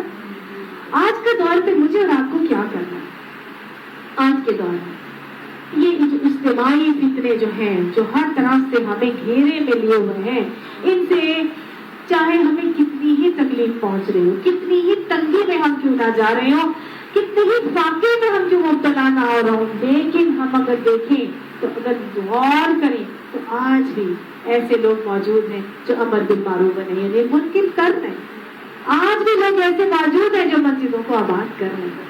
آج بھی ایسے لوگ موجود ہیں جو بہت مخیر ہیں، جو دین کی تبلیغ کے لیے بہت زیادہ خرچ کر رہے ہیں کہ نہیں؟ تو لہٰذا اس وقت چھوڑ چھاڑ کے بھاگنا جو ہے وہ ڈرپوک ہونے کی علامت ہے. ایسے لوگوں کے ساتھ جڑ جائیں، ایسے لوگوں کا ساتھ میں جو دین کو لے کے چل رہے ہیں، جو دین کو بڑھا رہے ہیں، دین کے معاملات کو لے کے چل رہے ہیں. اور ایسے معاملے کے لیے اگر مجھے اور آپ کو جان بھی قربان کرنی پڑے تو اس سے گریز نہیں کرنا چاہیے، کیونکہ آپ صلی اللہ علیہ وسلم نے فرمایا تھا کہ جس کے پاس کچھ بھی نہیں ہو. تو صحابہ نے پوچھا وہ کیا کرے؟ تو آپ نے فرمایا اپنی تلوار لے, پتھر سے اس کی دھار کو کند کرے اور اپنے آپ کو فتنوں سے بچائے جہاں تک وہ سڑے, یعنی جہاد چل رہا ہے. ٹھیک ہے, اور یہ جہاد کرنے والوں کے لیے میں نے آپ کو بتایا بہترین شہیدوں کی خوشخبری ہے جو وہاں پر دجال کے ساتھ جہاد کریں گے. اجتماعی فتنوں, آج کل حالات دیکھیے ہر طرف سے پھیلے ہوئے ہیں. لوگ اٹھتے ہیں جی امریکہ جا کے سیٹل ہو جاتے ہیں, اٹھتے ہیں جی ہم آسٹریلیا میں جا کے سیٹل ہو جائیں, ہر کوئی اٹھتے ہیں اور جا کے جی دوسرے. آپ تو اپنے آپ کو جانتے بوجھتے ان فتنوں میں مبتلا کر رہے ہیں, اس طرح کر کے گھستے رہے آپ تو ان جگہوں پر خود جا کے. ہمیں تو حکم ہے کہ جب وہ آپ کے پاس آ جائے تو آپ ان سے بچاؤ کے لیے یہ اختیار کریں طریقے. اور ہمارے مسلمان جو اٹھتا ہے, یمن میں ہوا, ہند میں ہوا, یہاں جہاں جو ہوا وہ اٹھے, اور جو پیسے والے لوگ تھے جا کے کینیڈا آباد ہو گئے, امریکہ جا کے سیٹل ہو گئے, یورپ میں چلے گئے. یہ تو خود اپنے آپ کو فطروں میں ڈالنے والا ایک عمل ہے نا جو وہ کر رہے ہیں. اللہ تعالیٰ یہ باتیں ہمیں سمجھائے اور ہمیں ایسے ہی لوگوں کے ساتھ جوڑے رکھے جو دین کی سربلندی کے لیے کام کر رہے ہیں, اور اللہ اس میں ہماری کوششوں کو بھی قبول فرمائے. لیکن جب فتنوں کا دور وہ والا آ جائے کہ جب دجال نکل آیا جس کی نشاندہی کی گئی ہے, تو پھر راستہ وہی ہے جو نبی صلی اللہ علیہ وسلم نے بتا دیا کہ اپنی جگہوں کو چھوڑ کر کہاں چلے جاؤ, پہاڑوں میں چلے جاؤ یا باڑوں میں چلے جاؤ یا جنگلوں میں چلے جاؤ اور میدانوں میں جو ہے وہاں پر چلے جاؤ. اللہ تعالیٰ نے یہ طریقے مجھے اور آپ کو بتا دیے. اب دجال کے فتنے سے محفوظ رکھنے کے لیے مجھے اور آپ کو خود بھی تیاری کرنی ہے. سب سے بہترین تیاری کے 4 طریقے انداز بتا دیے, ان باتوں کو پکڑ لیجیے انشاءاللہ. اور اس سورہ کہف کے شروع کی 10 آیات پہلی اور آخری یاد کر لیجیے, روزانہ پڑھیے. انشاءاللہ دجال کے فتنے سے ہم بھی محفوظ رہیں گے. اللہ تعالیٰ یہ باتیں ہمیں ہمارے گھروں تک پہنچانے کی توفیق نصیب فرمائے, ہماری اولادوں کو دجال کے فتنے سے محفوظ فرمائے, امام مہدی کے لشکروں کے ساتھی ہماری اولادوں میں سے نکالے, اور اللہ ہمیں وہ مائیں بنا دے جو ہم اپنی اولادوں کو تیار کرنے والیاں ہو جائیں. جب امام مہدی کے لشکر وہاں پر پہنچیں گے اور حضرت عیسیٰ علیہ السلام کا نزول ہوگا اور خروج دجال کا پتہ چلے گا, اور وہ ہر جگہ پہ 40 دن میں جو ہے وہ سیر کرے گا اور ہر جگہ پہنچ جائے گا, تو اب کیا ہو رہا ہے؟ اب اللہ تعالیٰ کی طرف سے حضرت عیسیٰ علیہ السلام جو ہے وہ دجال سے لڑائی کریں گے اور دجال کو ختم کریں گے. لد کے مقام پر اس کو ختم کیا جائے گا. لد وہ مقام ہے جہاں پہ لیجیا ایئرپورٹ اسرائیل میں بن چکا ہے. اس کی نشاندہی آپ صلی اللہ علیہ وسلم نے کی تھی, اور وہ وقت ہوگا جب آپ صلی اللہ علیہ وسلم جائیں گے, یہ بھاگ رہا ہوگا غالباً, حضرت عیسیٰ علیہ السلام اپنی تلوار سے اس کو قتل کریں گے اور مسلمانوں کو وہ تلوار, خون لگی ہوئی تلوار دکھائیں گے. ایک ایک یہودی جو ہے اس کو مار دیا جائے گا, ایک ایک پتھر, ایک ایک درخت, وہ پکار کر کہے گا کہ یہ یہودی میرے پاس تیرے پیچھے چھپا ہے, اس کو پکڑ کے مارو. غرقت کا درخت وہ درخت ہے جو یہودیوں کا درخت ہے, اس کا قومی درخت ہے, وہ یہودیوں کو پروٹیکٹ کرے گا. اسی لیے یہودی جو ہے غرقت کے درخت کو ہر طرف اسرائیل میں اور اس پورے خطے میں جو ہے وہ اگا رہے ہیں, کیونکہ وہ یہودیوں کا درخت ہے, وہ یہودیوں کو پروٹیکٹ کرے گا. باقی سب چیزیں اعلانیہ طور پر یہودیوں کی نشاندہی کریں گے اور جو ہے ان کو پکڑ کے مار دیا جائے گا. جب دجال ختم ہو جائے گا تو اس کے بعد حضرت عیسیٰ علیہ السلام, امام مہدی کا انتقال ہوگا. امام مہدی کی 7 سال پورے ہوں گے, انتقال ہوگا. انتقال ہونے کے بعد اب حضرت عیسیٰ علیہ السلام حکمرانی کریں گے. حضرت عیسیٰ علیہ السلام کی حکمرانی کے دور میں اب یاجوج ماجوج جو ہے وہ ان کی جوڑش ہوگی اور وہ نکلیں گے, اور یہ بھی قرب قیامت کی ایک نشانی. حضرت عیسیٰ علیہ السلام جب فوت ہوں گے تو حضرت عیسیٰ علیہ السلام کو حضور صلی اللہ علیہ وسلم کے ساتھ جو ایک جگہ موجود ہے اس جگہ پر حضرت عیسیٰ علیہ السلام کو دفنایا جائے گا. وہ حضرت عیسیٰ علیہ السلام کی باقاعدہ شادی بھی ہوگی, ان کے بچے بھی ہوں گے, اور پھر وہ طبعی موت جو ہے وہ مریں گے اور پھر کو وہاں پہ دفنایا بھی جائے گا. تو یہاں تک ہم نے آج کیا ہے اس کو. میرا خیال ہے کافی ساری چیزیں ریوائز بھی ہوئی اور کچھ نئی چیزیں آپ لوگوں کو پتہ بھی چلی ہیں. اللہ تعالیٰ یہ باتیں ہمیں سمجھا دے, ہمارے ایمانوں کو ثابت قدم رکھے, اور دجال کے فتنی دور میں اللہ ہمیں ایمان پہ سلامتی نصیب فرمائے. صدق اللہ العظیم. آمین ثم آمین.